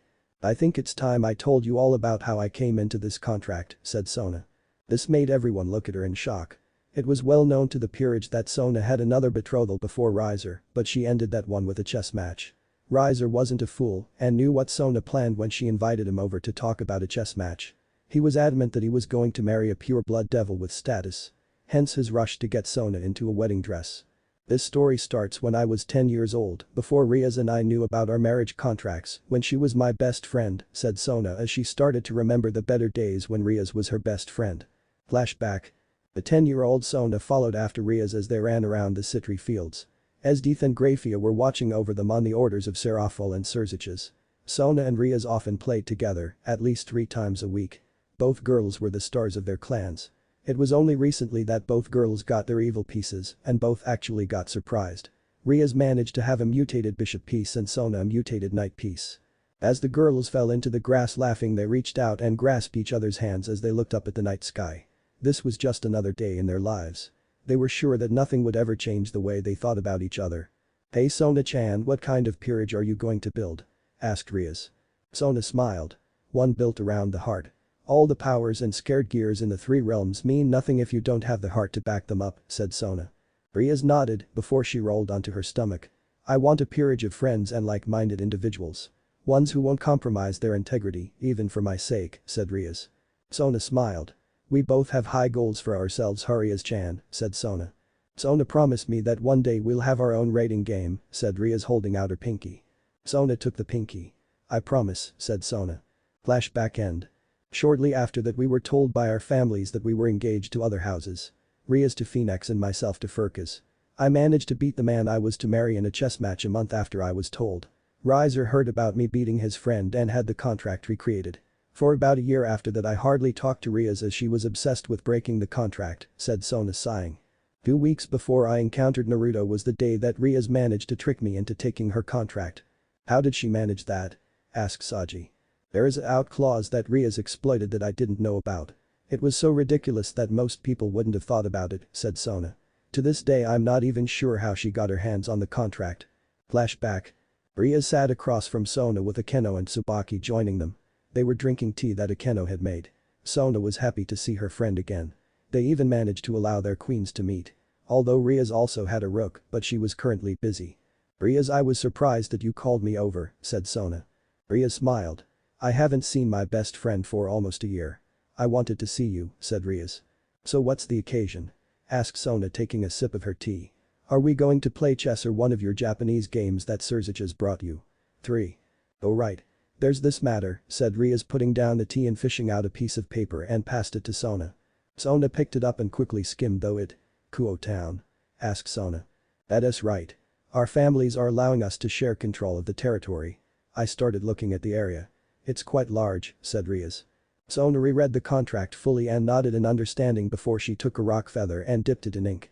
As she started to sign her name, Tsubaki looked at Riaz and saw her face and saw that Riaz smiled a smile that didn't seem right on her face. Tsubaki's eyes widened before turning to her mistress. Sona, stop! Yelled Tsubaki just as Sona finished signing.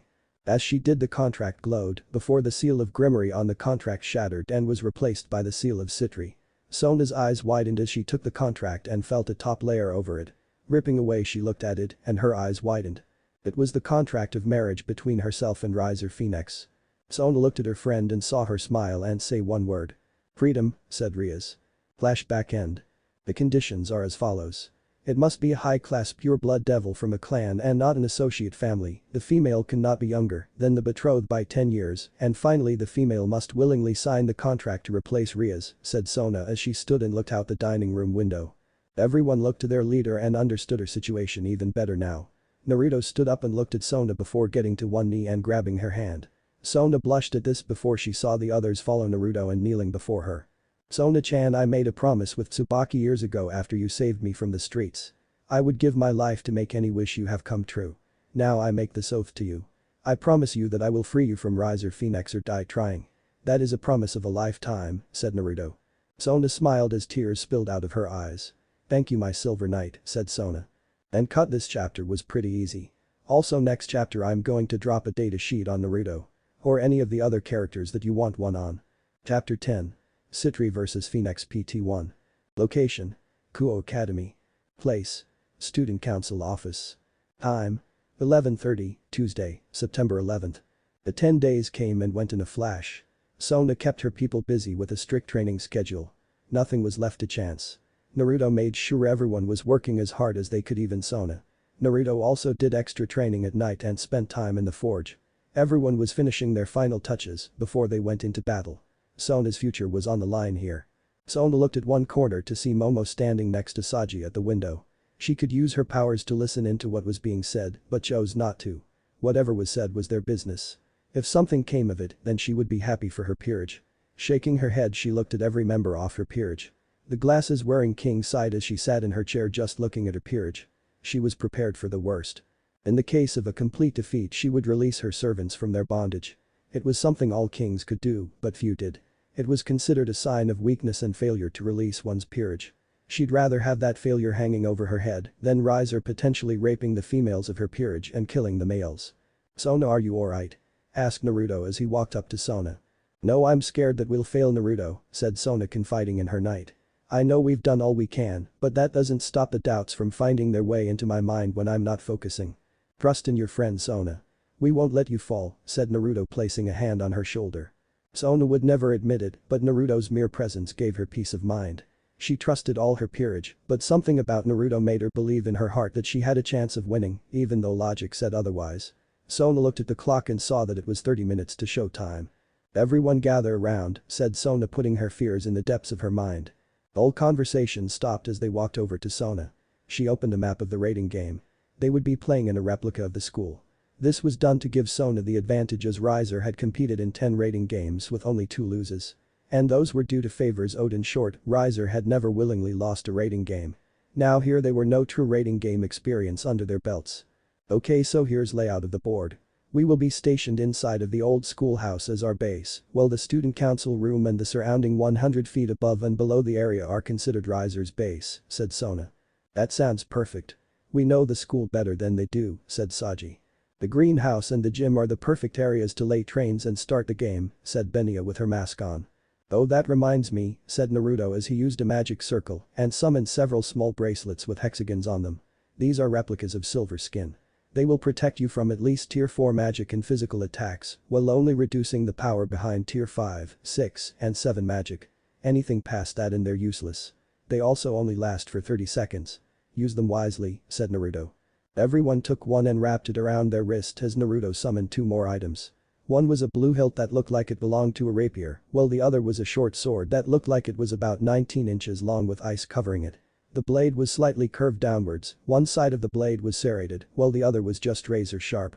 The interesting contrast to the blade was that the serrated part had a second layer that was hard to see, but if you looked closely you could see black blades lining up behind it. "What is that?" asked Momo, looking at the sword.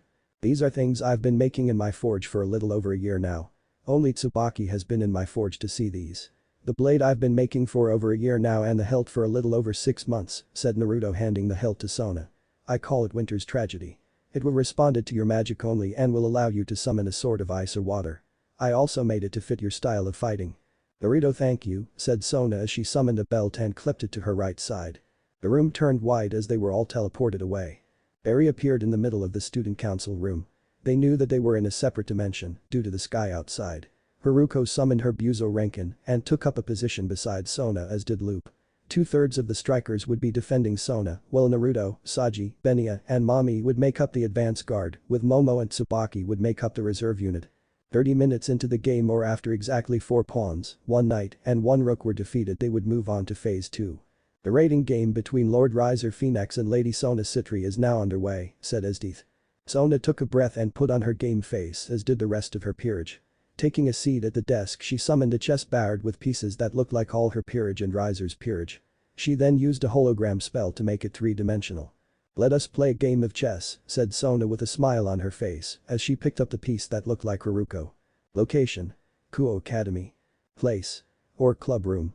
Time: 0000, Wednesday, September 12. Bria sat in the club room with her entire peerage as they prepared to watch Sona fight. As she watched what was about to happen on Devil 2, Bria felt slight regret putting her friend on this path. Bria shook her head. If she didn't set Sona on this path, it would be her facing Riser. Already the reputation of the House of Gremory had suffered in the eyes of the Elder Devil Council, and that made it harder on her brother. It didn't help matters that Sona had become stronger than Riaz would give her credit for. "Whatever the outcome of this fight," said Riaz, making her peerage look at their master in confusion. Location: Kuo Academy. Place: Gym. Time: 0020, Wednesday, September 12. Naruto arrived at the gym prepared to defend it. Naruto had forgone the use of Silver Skin for the time being, as he knew that he would need all that power for when they fought Riser. The longest time Naruto could maintain Silver Skin was 28 hours without interruptions, and 17 if he was running a battle gauntlet. Many people didn't know it, but Kakugane relied on mental focus and the energy of will to use and maintain. Haruko knew this, and she knew that unlike Naruto, she had only 6 hours of battle time with her Buzo Renkin. To prepare for this duel, he asked both Rina and Enju to prepare something special. Enju had already returned from doing her part and was already off to prepare her next trap. Enju was much faster than the average knight and was quite a good fighter with just her feet. If she ran into anyone, she would be able to take care of herself. The door on the opposite end of the gym opened and Naruto caught a glimpse of his opponents. So I got too lawless with chainsaws, a Chung-Li wannabe, and a pole fighter more like pole dancer. I was sure KFC would come after me himself, said Naruto creaking his neck. Don't underestimate those who are loyal to Riser-sama.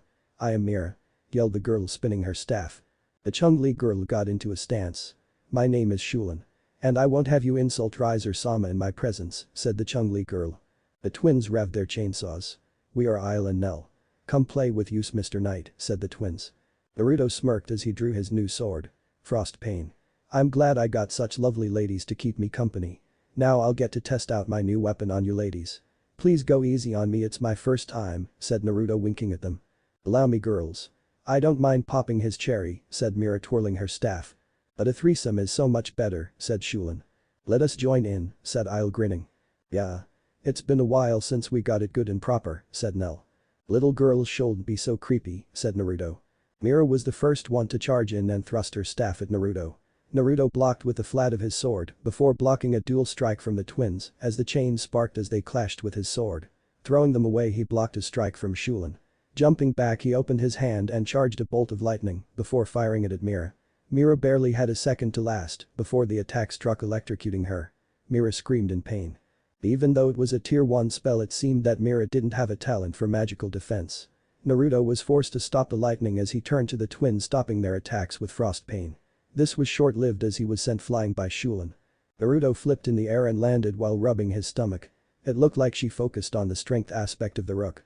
Removing his ruined school blazer and shirt, he was left in just his pants, a black muscle shirt, and revealing a belt with his Kurugak on it, as well as a few pouches.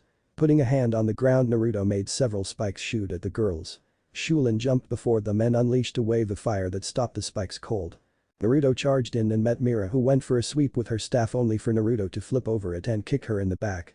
Mira yelled in pain as the twins charged Naruto in an attempt to end his life by cross-lashing him. Naruto slammed his hand onto the ground and made 2 walls appear blocking the attacks. How are you doing that? Yelled Isle glaring at Naruto. Our intelligence says you need both hands to use alchemy. Yelled Nell. Naruto smirked as he showed his left hand to the girls. There was a transmutation circle in the middle of his palm. Transmutation circles are alchemy 101. I'm an alchemic blacksmith. That requires at least a mastery in the basics and adapt in the advanced teachings, said Naruto. Shulin growled at Naruto before changing at Naruto and doing a helicopter kick. Naruto managed to grab her leg before slamming her into the ground, making her gasp in pain. Naruto jumped away as Mira once again tried to bash him on the head with her staff. Naruto was getting fairly sick of this and cut the staff in 2 before hitting Shulin with the back of his sword, sending her flying once again. As he did, Shulin took advantage of this and hit Naruto with double flaming palms that sent him flying. Naruto hit the ground and skidded for a few moments before stopping. Naruto looked at Shulin with a grin. I got to say that I actually felt that one, said Naruto, putting both his hands on the hilt of his sword. I have to say that you're quite talented and beautiful. Too bad this has to end. Shulin blushed hearing this, but quickly regained her composure. Thank you for your kind words. Maybe if we weren't opponents we could see where that goes, but you're finished here, said Shulin. Sorry, I can't lose here, not to you. And Yurina. Now. Yelled Naruto as he vanished. The foursome looked at the spot he vanished before the entire building caught fire. It wasn't regular fire either. It was black fire. Mira growled at the arrogance of the boy who just left. Did he not know that all of Riser's servants were protected from fire and wind-type damage? Rushing the door, she tried to throw it open but was forced back by flames. What? I can't get through these flames. Yelled Mira. Of course not, said Rina, appearing in the room as she took a seat in the bleachers. My flames come from the depths of hell itself. Only the flames of Amaterasu-sama are hotter and stronger than those of a dragon of the darkness, flame queens. So what are we going to just burn? Asked Nell. Rina sighed. Sadly, my master is one for mercy, said Rina as she looked at a watch. Personally, I would have rather you burned, but my master is all about time management. You have 20 seconds until you're all eliminated. Enjoy your time, finished the dragoness as she vanished. The trio looked at each other before the building light up in a burst of blue lightning and exploding. Naruto stood nearly 100 meters away with his hand on a circle as Enju sat munching on a carrot. Rina appeared next to Naruto. It's such a shame that you wanted to finish this quickly, said Rina. Riser Phoenix. 3 pawns retired. Riser Phoenix. 1 rook retired. Now I just have to hope that the others do their part, said Naruto as he looked in the skies and saw Riser's queen already on the march. Rina, how long can you delay her? I say that we're about even in strength and magic wise. The only edge I have is that fire magic and combustion magic are useless against me. If she has anything else up her sleeves, then she might be able to stop me, said Rina. Run interference. I need to call Sona-sama, said Naruto as he turned to head back to the old school building. Rina took off after Riser's queen, barely a minute later black and orange explosions could be seen in the sky. Naruto touched his ear. Sona-sama, I've sent Rina after you, Baluna. I'm not sure how much time she can buy us though, said Naruto. Understood. Naruto, activate Plan J2 and proceed to the track. We have confirmation that both of Riser's bishops are there. Loop will meet you there. Take them out as quickly as possible. Aye, Sona-sama, said Naruto as he pulled out his Buzo Renkin. Time to get a little serious. Enju, let's go. Enju appeared in her rabbit form on Naruto's shoulder before they vanished in a bolt of lightning. Location: Feikuo Academy. Place: the greenhouse. Time: 0045. The greenhouse occupied the rightmost limits of the entire playing field. The greenhouse was about half as large as the gym was and gave smaller forces the advantage in a fight. However, when the advance guard went out, it was decided by Sona and Tsubaki that Naruto was to go to the gym alone. Everyone looked at Sona as if she was crazy for that choice, but it made the most sense. Naruto had the highest defensive and offensive power in the peerage. Not many people could defeat him if push came to shove. Saji rubbed his head. I can't believe that guy managed to beat 4 of Riser's pieces alone. I got to catch up to him. They underestimated us, more importantly they underestimated Nai-san. They won't make that mistake again, said Benya leaning on her side. I'm actually looking forward to who they send after us here in the greenhouse, said Mommy smiling. Good thing you don't have to wait long for us, girly, said a female Terminator-looking chick as she was joined by a belly dancer and a pair of schoolgirl cats. Well, this is just going to be fun. I'll show you the strength of Jinshiro Saji, the pawn of Sona Citri, said Saji grinning as he prepared to fight along with his teammates. Chapter 12. Citri vs Phoenix PT2. Location: Kuo Academy. Place: or club room. Time: 0045. Riaz and her peerage were in a state of shock after watching Naruto absolutely destroy 4 of Riser's pieces in just a few minutes. Such power wasn't uncommon among devils, but normally it was those of high-class power or higher. Oh my god, OWWW, yelled Asia, grabbing her head in pain. Thou shalt not take the Lord's name in vain, OWWW. Yeah, no kidding. He just wiped the floor with those chicks with ease, said Issei, thinking about how he would have defeated them using his new spell Dress Break. I never knew Naruto-kun was so savage. A girl can get wet thinking about it, said Akeno, licking her fingers. Kaneko looked at the screen with interest. He's good, but why did it seem like he was holding back? Thought Kaneko. That sword is fascinating. Even using Sword Rebirth I couldn't create something so powerful. He had to have built that from scratch, said Kiba, thinking how he would like that sword for his own. Riaz crossed her arms under her breasts. He's strong, alright. Naruto is called the 100 Arms Knight, said Riaz. Do you know why he's called that, Riaz-sama? Asked Asia. Riaz shrugged her shoulders. I don't know the details. Only Esdeath-sama, Piotr, Sona-chan, Tsubaki and Serafal-sama know why he's called that. Nicknames are a sign of the things that he did something amazing or has a power that is unique to him, said Riaz. Location: Feikuo Academy. Place: greenhouse. Time: 0045. Mommy wasted no time and took off, prompting the belly dancer to follow her. Haruko charged at the twins and began to attacking the twins. Saji summoned his whip and threw at a Terminator woman. The Terminator named Isabella caught the whip and began to swing Saji around. Saji disengaged the whip and smirked. Thanks for the extra power, said Saji, charging in and throwing out a kick. Isabella stopped the kick by crossing her arms but was shocked that he was much stronger than she anticipated. She raised her hand to attack but was stopped as she felt something pierce her back. Looking behind her, she saw that Shiraya, Marion and Burnett were all down. Mommy aimed at the 3 and unloaded several shots into them.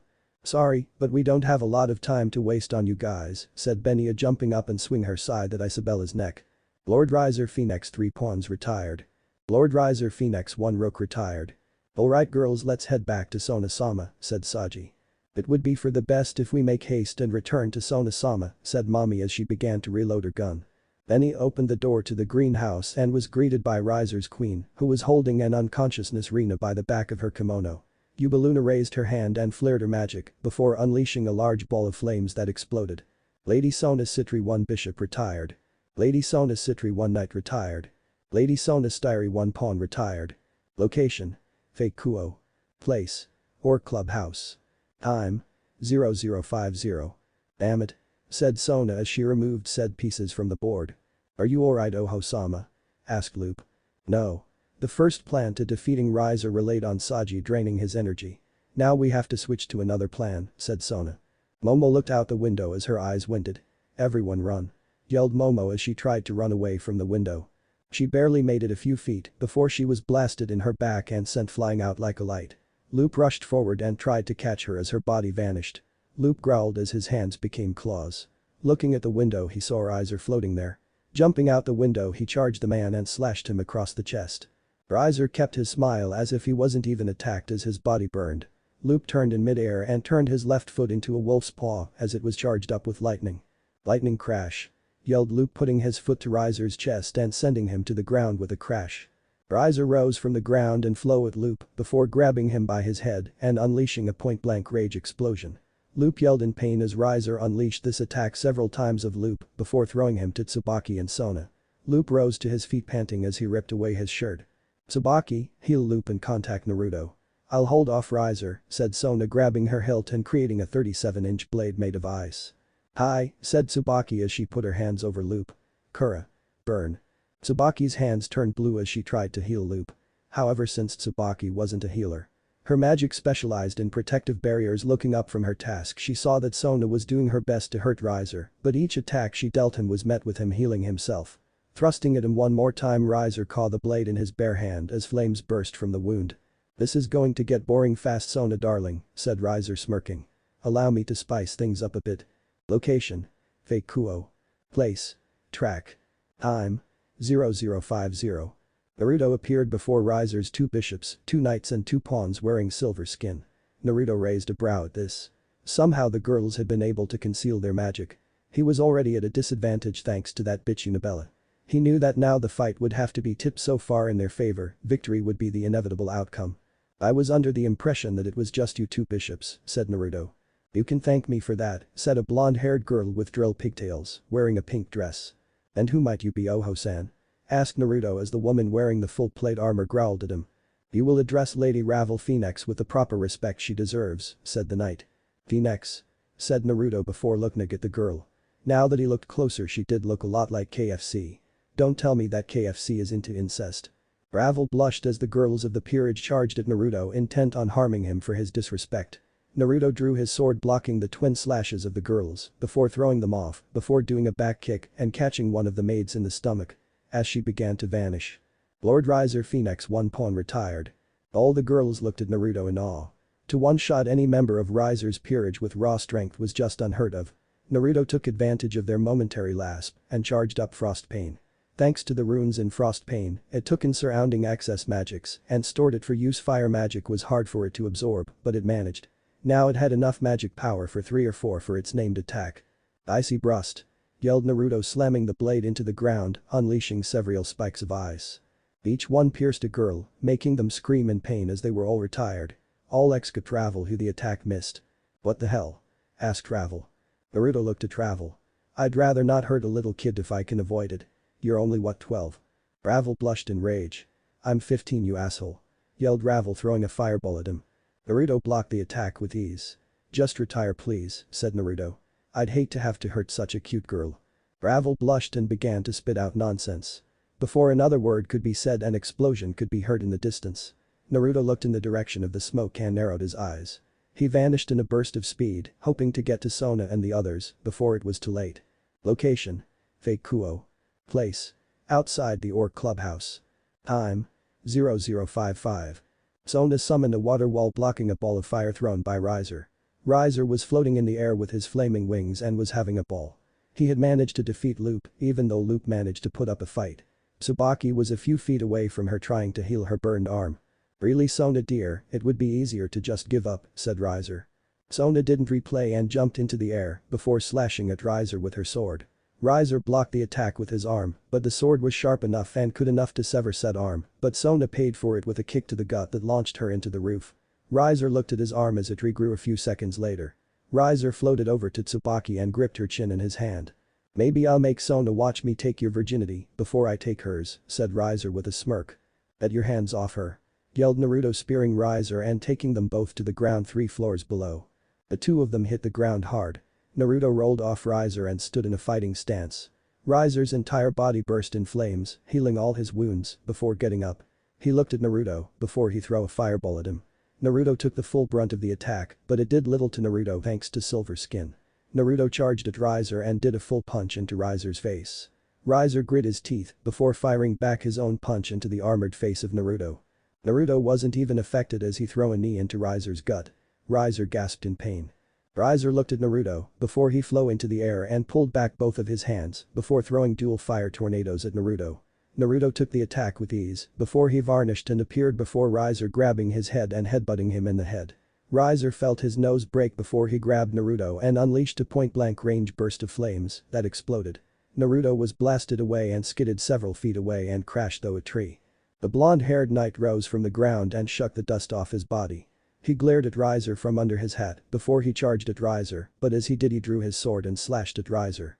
The blade cut into Riser's side, making him scream in pain before he backed away, holding his side as it healed. "What kind of sorcery is that?" asked Riser as his right eye began to twitch in anger. Naruto put the sword on his shoulder. "Even though it's hard to hurt you, you can still feel pain. I designed this sword with your regeneration in mind. I've known this fight was coming for 5 years and I've been preparing for this fight for 2 years. I'm going to keep my promise to Sona and kick your ass," said Naruto before he jumped into the air and charged at Riser again. Naruto slashed at Riser, but Riser threw up a wall of fire trying to block the attack. Naruto gripped the sword with both hands before swinging it from the side. "Icy burst," yelled Naruto as the blade and fire connected. A mist of cold air blew out of the sword, extinguishing the flames. Riser growled as he looked at Naruto with utter rage in his eyes. Everything he did was negated and that sword could hurt Riser. He was running out of options and he needed to end this. Riser looked at Sona before smirking.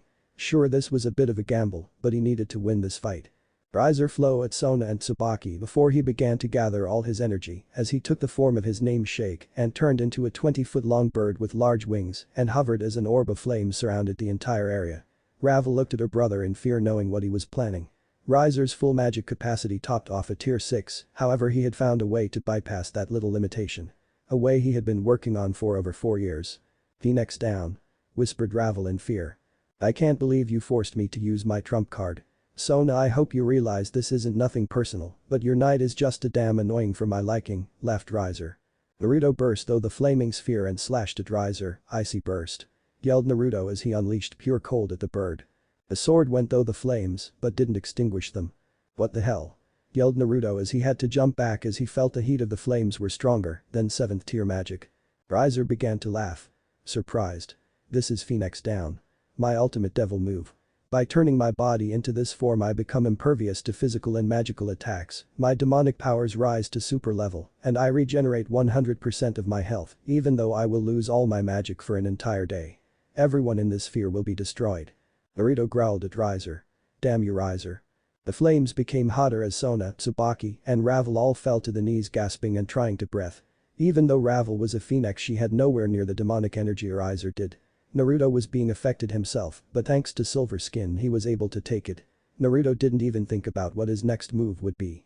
"Limit break. Silver Skin, maximum double," yelled Naruto as he pulled out a second Kakigum. Sona began to cough as she clung to Tsubaki. Ready to accept that she was going to lose, Sona prepared to wake up in a hospital. Only to stop as the air began to cool around her. Looking up, she saw that she had Silver Skin over both Tsubaki and herself as the flames that surrounded them began to grow more intense. Ravel looked at her hands with Silver Skin alt was surrounding her. "What's going on? I can't feel any of the flames," said Ravel as she looked at Naruto. "Naruto," said Tsubaki in worry. "Limit break Silver Skin maximum," said Naruto as he stood unprotected in the middle of the flames, small wounds licking his skin. "My trump card for super tier magic. I can only use it once a day, even if I'm using 2 of them." The girls looked at Naruto as the sphere began to get smaller. "Naruto, what are you doing?" yelled Sona as she tried to get to Naruto only for Tsubaki to stop her. "Naruto, bow out or you'll die," yelled Tsubaki as she began to cry herself. "They're right. Even I wouldn't survive my brother's strongest attack," said Ravel, looking at the man who had earned her respect. Naruto smiled. "Sorry, but I'm not going to go out like that. This is the resolve of a knight of Sona Citri," said Naruto as he threw out his arms, grinning as the flames consumed them all and exploded. "I surrender," yelled Sona with tears in her eyes. Lady Sona Citri has surrendered the match. The winner is Lord Riser Phoenix. Chapter 12. Burn it down. Location: Kuo. Place: Naruto and Tsubaki's house. Time: 1700, Saturday. Naruto awoke and shot up from the bed. He grimaced as he gripped his side in pain. "Don't move around too much. You're still injured," came Sona's voice from beside him. Naruto looked at Sona as she sat in a chair reading one of his alchemy books. He tried to get out of bed but was stopped by Sona pushing him down gently. "What happened?" asked Naruto looking at the ceiling. Sona didn't meet his eyes. "Riser happened. That attack he used Phoenix down was a lot stronger than any one us were prepared for. I had no idea that he even had something like that in his arsenal," said Sona. Naruto frowned. "I'm sorry I failed you, Sona-chan," said Naruto looking down. Sona smiled. "You haven't called me that in years, Naruto," said Sona. Naruto smiled. "Yeah. It wouldn't be appropriate to address my master so informally. Remember when Esdeath chased us around the manor?" asked Naruto. "Only because you bumped into her making her dropped her shaved eyes," said Sona as she began to laugh. The duo laughed for a few moments before they stopped. The mood was cheery and if they could they would make this moment last forever. But sadly that was not the case. Both knew that they were living in a bubble of borrowed time that was about to pop any moment. "I'll be trading everyone to my mother," said Sona, shocking Naruto. "My mother never had a desire to use her pieces and had a full set. She's taking everyone on at my request. She'll protect you all and you'll never have to worry about Riser the day after our wedding before Riser can get his hands on any of my friends." "Sona-chan," said Naruto. Sona leaned down and kissed Naruto on the lips. Naruto's eyes widened as Sona kissed him. The kiss was tender and sweet. Naruto reached up with his hand and nearly cupped Sona's face but stopped and lowered his hand back to the bed. After nearly a full minute, Sona pulled away with a small blush on her face and a smile. "That was my first kiss," said Sona with tears appearing in her eyes. "Why, Sona-chan?" asked the stunned blonde. "I wanted to do one thing for myself before I must marry Riser," said Sona standing to her full height. "In 2 days the wedding will take place. All members of our peerage are expected to appear. I want you to stay away, Naruto." Naruto's eyes widened. "I can't do that, Sona-chan. I'm your knight. Your sword, your shield, your sworn protector," said Naruto. Sona turned away from Naruto. "Naruto, please don't make this any harder than it already is," said Sona as she walked out. Naruto roared in rage and sorrow as his fist went through the wall several times. Sona heard her knight's cry but couldn't bring herself to enter into the room and comfort him. As Sona walked down the stairs, she found a sigh at her throat. Looking to her side, she saw Benya standing there, her normally sleepy eyes narrowed in such a way that she was releasing all her demonic power in her eyes. Sona looked out the edge of her eye at the Reaper. "What are you doing?" asked Sona. "Give me one good reason I shouldn't reap your soul and give it to the primordial death Citri," said Benya. "I only did what I thought was best," said Sona. Benya gripped her scythe harder and was shaking. "By breaking Nai-san's heart?" asked Benya, getting angry. "I didn't want to, but Naruto would charge into the room full of high and ultimate class devils and do something reckless and get himself killed. He's proven that he gives no thoughts to his own safety in the past. Once when we were younger, Naruto fought a spirit golem to protect Tsubaki and myself. He nearly died that day. No matter what, Naruto has always protected me. This time I'm going to protect him from himself." Benya lowered her scythe and looked at the ground. "This sucks," said Benya. Sona put her hand on Benya's shoulder. "Yeah, it does," said Sona. Location: Kuo. Place: Naruto and Tsubaki's house. Time: 1400, Sunday. Naruto sat in his home at his table glaring at the invitation that was his. His master would be marrying Riser in just a few short hours. Despite his planning, despite his equipment, despite his will, he had failed his master, one of the people he cared a great deal for. He gripped the invitation in his hand in a fit of rage before throwing. "Naruto Oni-chan," said Enju, walking up to him and hugging him. Rina also hugged him from behind. "It will be alright, master," said Rina, deciding not to tempt him currently. Naruto tried to hold back his tears but failed as they just came flooding out of his eyes. Naruto grabbed both Enju and Rina and hugged them as if they were his last anchor to life itself. Naruto wasn't sure how long he cried, but just as the waterworks stopped, a magic circle appeared, along with Piotr. He was dressed in a tux. "Naruto, why are you not dressed?" asked Piotr, looking at his watch. "The ceremony starts in about 2 hours. Take a hike, Colossus." "I failed my friends, I failed Sona. I don't have the right to look at them," said Naruto. Piotr nodded before taking a seat. 4 or 5 moments, said Piotr. "What?" asked Enju as Rina and Naruto looked at him as well. 4 or 5 moments is all it takes, said Piotr again. "What the fuck does that even mean?" asked Naruto. "In this life there are 4 or 5 moments that define a person. What you do with those moments is up to you. The rating game was not one of your moments. That invitation is," said Piotr, standing up and preparing to walk out. You know devils are not heroes, we are what we are. Naruto contemplated his words. He looked at the invitation on the table before picking it up. Dropping it back on the table, Naruto walked upstairs and to his closet. Rina and Enju followed after him and quickly found him getting dressed. Location: Underworld. Place: Phoenix Manor. Time: 1500, Sunday. Sona looked in the full mirror and looked at the dress that she was wearing, a knee-length white dress that came over her breasts but left her shoulders bare, white stockings and white heels that had a strap around her ankles, pull-on sleeves, and a gold glasses. I knew I'd see you in a wedding dress one day, I just always thought that it would be to a different person, said a voice behind her. Standing there looking at her in the mirror was Serafal, wearing a blue floor-length dress that hung off her right shoulder, a pink sash, black heels. Sister? Said Sona turning to her sister. I thought you wouldn't make it. Serafal walked up to her sister and hugged her. Why wouldn't I make it to my sister's wedding, said Serafal. Sona sighed as she took a seat.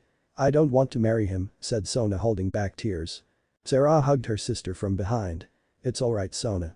Go ahead and let it out, said Serafal. Sona began to cry before she turned into the arms of her sister and began to wail, thick tears falling from her eyes. At this moment, she wasn't a king, she wasn't the heiress to the house of Citri, she was just a 17-year-old girl. Serafal held her sister close. Serafal hoped that something good could come from this loveless marriage. Location: Phoenix Manor. Place: Ballroom. Time: 1600, Sunday. As Riser talked with several people, Tsubaki glared at him even as several men propositioned her for a good time. Honestly, while she could tolerate stupidity, devils didn't play by the rules of consent as most human countries did. Tsubaki was of Japanese descent, so she always knew that the age of consent was 18. Of course she had been sharing a bed with Naruto from time to time. The doors opened and Sona came in as the main appreciation. Tsubaki looked at her friend and wanted to admire her beauty, but knew that said beauty was caged now. Many clapped as they saw Tsubaki walking down the stairs as Riser walked to meet his bride-to-be. You look lovely in the dress, Sona, said Riser, before leaning down next to her ear so that only she could hear. It will look even better on my floor tonight. Sona kept her mouth shut so as not to ruin this joyous occasion. As Riser reached out with his hand to take his new bride and show her off. The large double doors opened up, allowing the world to see who had arrived. Sona's eyes widened as he looked at her knight standing there. An orange button-up, black slacks. Naruto, said Sona looking at her knight. What are you doing here, reborn? Asked Riser though gritted teeth. Naruto held up his invitation. As a member of Sona Citri Sama's peerage, I was invited to the party to show support for my master in this moment of her life, said Naruto. Riser smirked. So you've come to watch your master wed a noble? Asked Riser. Since you seem to have done that, how about I set you up with one of mine for the evening? Mira expressed an interest in you. Said you were stronger than she thought. Sorry, but I have no want or need of your sloppy seconds, said Naruto as he closed his eyes as he reached into his jacket and pulled out a scroll. Not really. I'm here to declare a devil's challenge, said Naruto before unrolling the scroll showing a. The room grew quiet hearing this. A devil's challenge hadn't been used in nearly 500 years. It was a way for devils to settle a dispute when negotiations broke down, the predecessor to the rating game that had more serve ramifications than one's ranking or position. It was also a way for bets to be settled between devils. Naruto-san, what is the meaning of this? Asked Serafal with a frown. Easy. I issue a devil's challenge to Riser Phoenix of the House of Phoenix for the right to have Sona's hand in marriage, said Naruto. Serafal raised an eyebrow at this. I cannot allow this, Naruto-san. As this is a marriage between noble families, unless you have something to offer, I will have no choice but to force you to stand down, said Serafal. Naruto smiled as he opened a small portal and pulled out a container that held all of the Kakyogen. You put up the contract for the marriage to Sona, and I'll put up not only the Kakyogen in existence, but also the blueprints to make more, said Naruto. Riser opened his mouth to talk, but was stopped by another more regal voice. That sounds quite interesting, but with you offering two rather coveted items in the forms of both the Kakyogen and its blueprints, I think it only fitting that we offer something extra as well. The hand of my youngest child, said the Lady Fia Phoenix. Fia looked a lot like Ravel, only taller and with D-cup breasts. She wore a burgundy and black Victorine dress that showed a deep valley between her breasts. Mother, this is foolish, said Riser looking at her as if she lost her mind. Fia looked at Riser and silenced him with a single look. Normally I'd agree with you, my son, but Uzumaki here managed to defeat most of your peerage by himself. Not to mention that he protected your sister from your strongest attack, said Fia. Mother, we were in the middle of a rating game. Ravel was safe, said Riser. Actually that's not quite true, said Serafal. The attack you used went beyond 7th tier. If Sona didn't surrender when she did, Naruto-san would died within a few seconds. Not only that, but Ravel-chan would have also met an unfortunate end. Riser grit his teeth before turning to Naruto. Fine, I accept the challenge. As per the rules, I as the challenge get to decide the terms of battle. My terms are simple. You and I in a one-on-one duel to the death, said Riser. Naruto smirked. I accept the terms. Just know that I don't plan on holding back anything, said Naruto. Location: dueling arena. Place: duel arena. Time: 1630. Naruto stood across from Riser without silver skin on. In his hands was frost pain. Riser stood across from him. Esdeath stood between them before dropping her hand and vanishing. Naruto rushed Riser and slashed him across the chest. Riser grit his teeth in pain as the flames healed him. He threw a flaming punch at Naruto. Naruto vanished and appeared behind Riser, cutting him in the back, making his yell in pain. Riser did a spinning backhand and sent Naruto away from him with ease. Naruto righted himself in the air and landed on his feet. Riser took this moment to charge at Naruto and managed to hit Naruto with a flaming kick. Naruto grit his teeth and cut Riser's leg off. Riser backed away as the flames restored his leg. Riser took to the skies above. Naruto slammed frost pain into the ground as he held his hands apart and began to generate lighting. Great surge lightning! Yelled Naruto, unleashing a blue-white bolt of lightning from his hands. Phoenix tornado! Yelled Riser, throwing both hands forward and creating a swirling tornado of yellow and orange flames. The two attacks clashed and exploded, creating a heated mist that covered the field of battle. Naruto grabbed Frost. Naruto appeared before Riser again with frost pain held in front of him. Icy tundra! Yelled Naruto, unleashing a wave of ice and cold at Riser. Phoenix wall! Yelled Riser, unleashing a rust of flames that collided with the freezing ground and air, stopping it in the center. Interesting. I was under the impression that you didn't do any named attacks, said Naruto, taking a stance. Riser didn't say anything as he opened his palms and began throwing fireballs at Naruto. Used frost pain to block the attacks as he went for his belt and grabbed his white Kakugane. He wordlessly activated it and stopped blocking the flames. Rise stopped the flames as he glared at Naruto. Already he was annoyed by the reborn trash, but now he was mocking him. Since his strongest base energy couldn't hurt him at all, he would up the ante. He was going to finish this reborn off. Riser allowed his flames to heat up as his entire body caught on fire. Naruto looked at Riser as he vanished and appeared in front of Naruto, hitting him with a wicked right cross.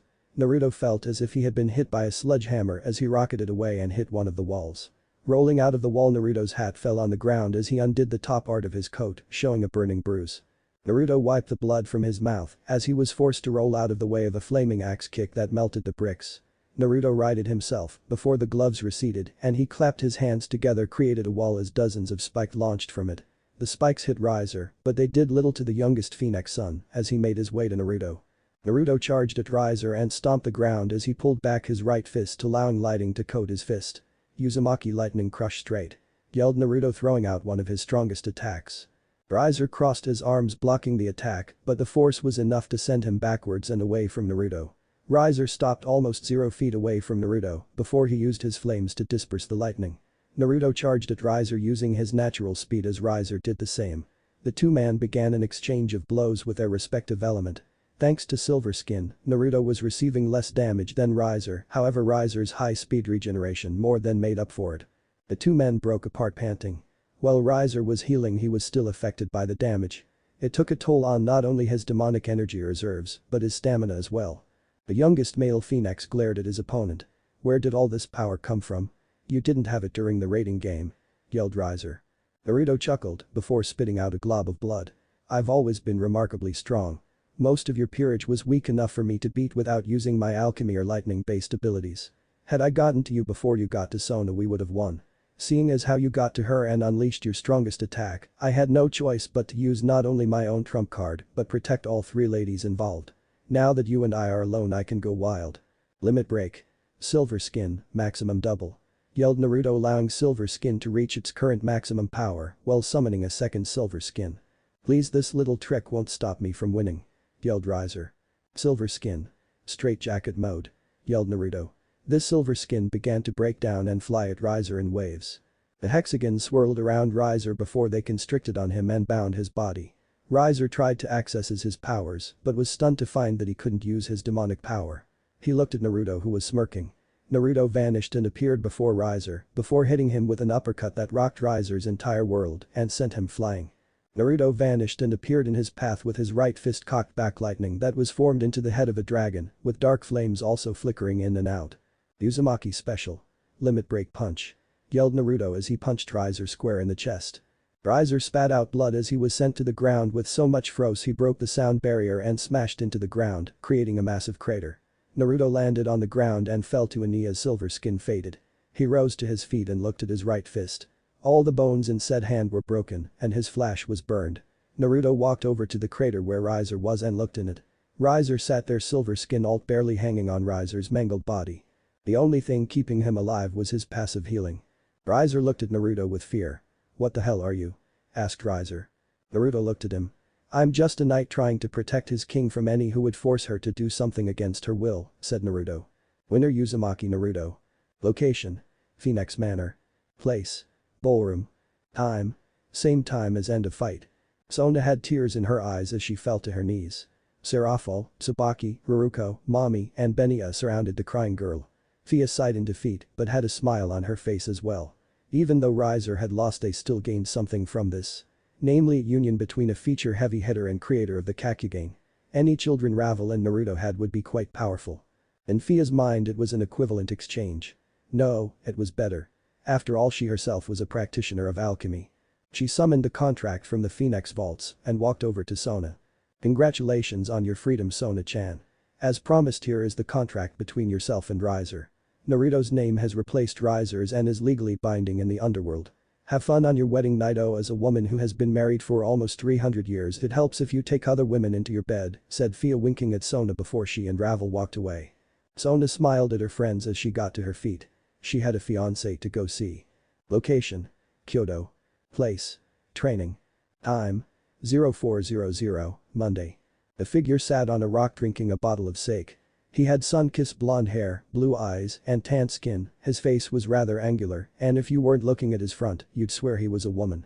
He wore a long-sleeved blue shirt, blue jean pants and a white jacket with red flames on the back and golden letters were the words Yellow Flash. "Taicho," said a figure appearing as his sensing range. "We have news from the underworld," said another figure. Correction, 2 figures. "What is it, Shusui Kin Akua-chan," said the man. "It concerns your son Namikaze Taicho," said the young man. Minato turned on the rock and smiled at the 2 17-year-olds that had joined the Kyoto Special Forces not that long ago. "Do tell. After all, I want to hear what my son has been up to after not seeing him for nearly 16 years, said Minato. Chapter 13. Promise kept, promise made. Location. Kuo Town. Place. Naruto and Sona's new house. Time. 0800, Monday. The light snores of Naruto and Sona could be heard in the master bedroom of Naruto and Sona's new home. Apparently it was supposed to be a wedding gift from Serafal. Now it was Naruto and Sona's place. It was a pretty massive place. It was a 3-story house with about 14 rooms, a massive pool backyard, and a large front yard. Both Naruto and Sona were naked as the day they were born. Shortly after arriving, Naruto and Sona showered together before going to bed. Yesterday was emotionally exhausting for Sona and physically for Naruto. Neither had done anything aside from kiss and lightly group each other for their victory. The other girls allowed Sona to have Naruto to herself for the night since it was supposed to be a celebration for them. They had sleep for several hours, but for now they were content. At least for that moment. The door to the room burst open with a crash as Sona and Naruto jumped out of their sleep. Standing at the door was a grinning Serafal, wearing her magical girl Leviathan outfit. "Sister. Why the hell did you barge into my room?" yelled Sona, trying to cover herself up with a bedsheet. Serafal ran over to Naruto and Sona. "You two need to get dressed and outside in 20 minutes. I'm collecting on Naruto's promise to me," said Serafal, kissing Naruto on the cheek. "I'll see you guys later or else I'm gonna be late." Serafal ran out of the room. Sona looked at Naruto with her eyes narrowed. "What promise did you make her, my dear future husband?" asked Sona. Naruto swallowed as he put his hand on the back of his head while giving his fiancée a nervous smile. "I kinda sorta promised Serafal Samatendo the into production of enemy Caljuaviate movie," rushed out Naruto, hoping that Sona wouldn't catch what was said. To Naruto, Sona was freaking frightening when she was pissed. Unfortunately for Naruto, Sona broke it down rather quickly. "You did what?" yelled Sona with her demonic aura flaring as she grabbed her saber hilt with the intent to do harm to her knight fiancé. Explosions could be heard throughout out the house for the next 5 minutes. Location. Kuo Town. Place. Empty parking lot.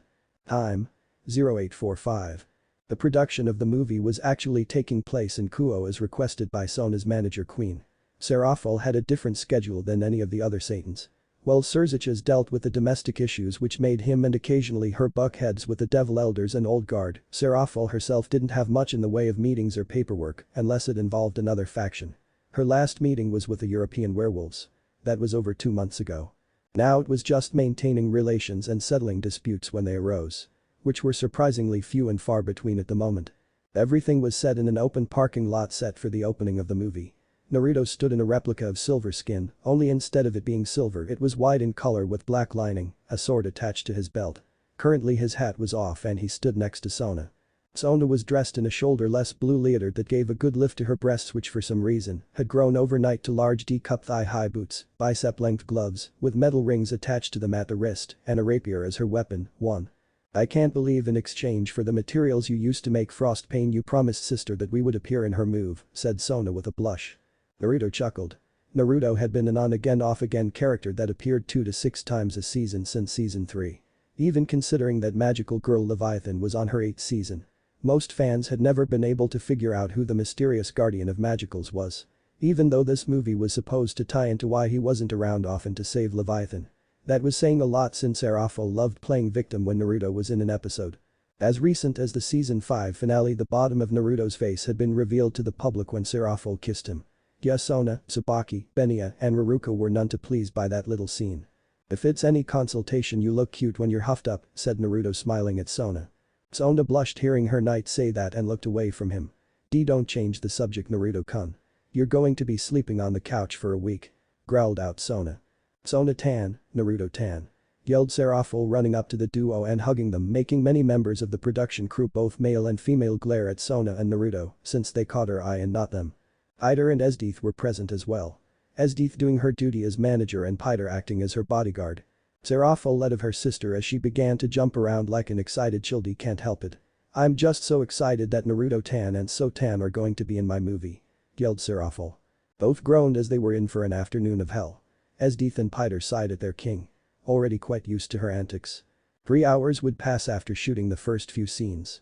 Naruto was currently away taking a water break drinking some water. Naruto had his jacket off and set it on a table. A few people had gathered to watch. Currently Naruto wasn't needed on set leaving him alone. Naruto wore a black shirt and black fitted pants that were used for his costume. He looked out to the crowd and caught the eyes of a female watching him. She was a beautiful girl. She stood at 5'6" and a slender frame with C-cup breasts, gray blue eyes and long, straight, high-cut dark brown hair. A slightly sharp chin. If Naruto had to classify her she would be the same type of beauty that Tsubaki or Akeno who were both often called traditional Japanese beauties. A pale yellow dress with puffy shoulder sleeves, a collar with a blue tie, a white petticoat, brown shoes, and a green armband on her left arm.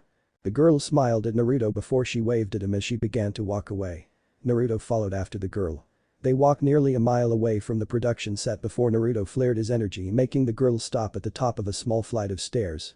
The girl turned to him. I'm glad you decided to follow me Namikaze-san, said the girl. It would have been a bit of a problem if you didn't. Naruto narrowed his eyes. How do you know that name? Even Sona and Tsubaki don't know my full name, said Naruto thinking about one of the few things that neither girl knew about him. We know your full name because we were told your full name, came another voice. Naruto looked behind him to find a boy standing there. He stood tall at 5'11" and was of slender frame like the girl, but Naruto could feel the energy rolling off the boy, with gray blue eyes similar to the girl's. And black hair with a long fringe and frames his face down to his mouth at the sides, wearing a black unbuttoned jacket with an upward collar, white shirt and black trousers. On his right shoulder was a kendo case. I didn't even feel him enter my range, thought Naruto. Our apologies Namikaze-san. We are here on the orders of our benefactor. I am Hayakawa Shushi 17 years old and captain of the Gensei Private Academy Kendo Club, said the male, giving a small bow. My name is Hayakawa Aoka. 17 years old and the elder twin of my little brother and myself. I am also the student council president of Gensei Private Academy, said the girl bowing. 2. So why did you both get me here alone? Asked Naruto. We were asked to deliver this to you Namikaze-san, said Shushi taking out a letter and throwing it at Naruto. Naruto caught the letter and looked in the direction of the boy, only to find him gone. Naruto turned to find him at the top of the stairs standing next to the girl. Both of them looking down at him. What was that? I couldn't even feel him move, thought Naruto gritting his teeth. We'll be in town for a while. We are on a school trip after all, said Aoka leaning forward while putting her hands behind her back. We'll wait for your answer at the tower tonight at midnight for your answer to the letter. Know that if you do not come I will come for you personally and you don't want that Namikaze-san, said Shushi. Taking his kendo case Shushi removed the casing revealing a katana that was strange. The backside of the sword had red teeth that were slightly squared and curved forward and a silver blade on the underside. The hilt was red wrapped with white silk. 3. With a wave of his sword he unleashed a powerful wind attack down the stairs. Naruto clapped his hands and threw them forward stopping the attack with a barrier. Stopping his defense Naruto looked at the area that the two were at they were gone. Naruto cursed as he looked at the letter in his hand. Ripping open the letter Naruto quickly skimmed though it before he narrowed his eyes. So you're here in Kuo Hamanado? I'm going to make you wish that you stayed away from me you son of a bitch. Said Naruto crushing the letter in his hand as his blue eyes crackled with lightning. What if Naruto is engaged to Sona in high school DxD? And thanks for watching my video till the end. If you enjoy this content then do consider subscribing to my channel and leave a like if you guys need the next part, comment down and thanks for watching the video and see you guys in the next video.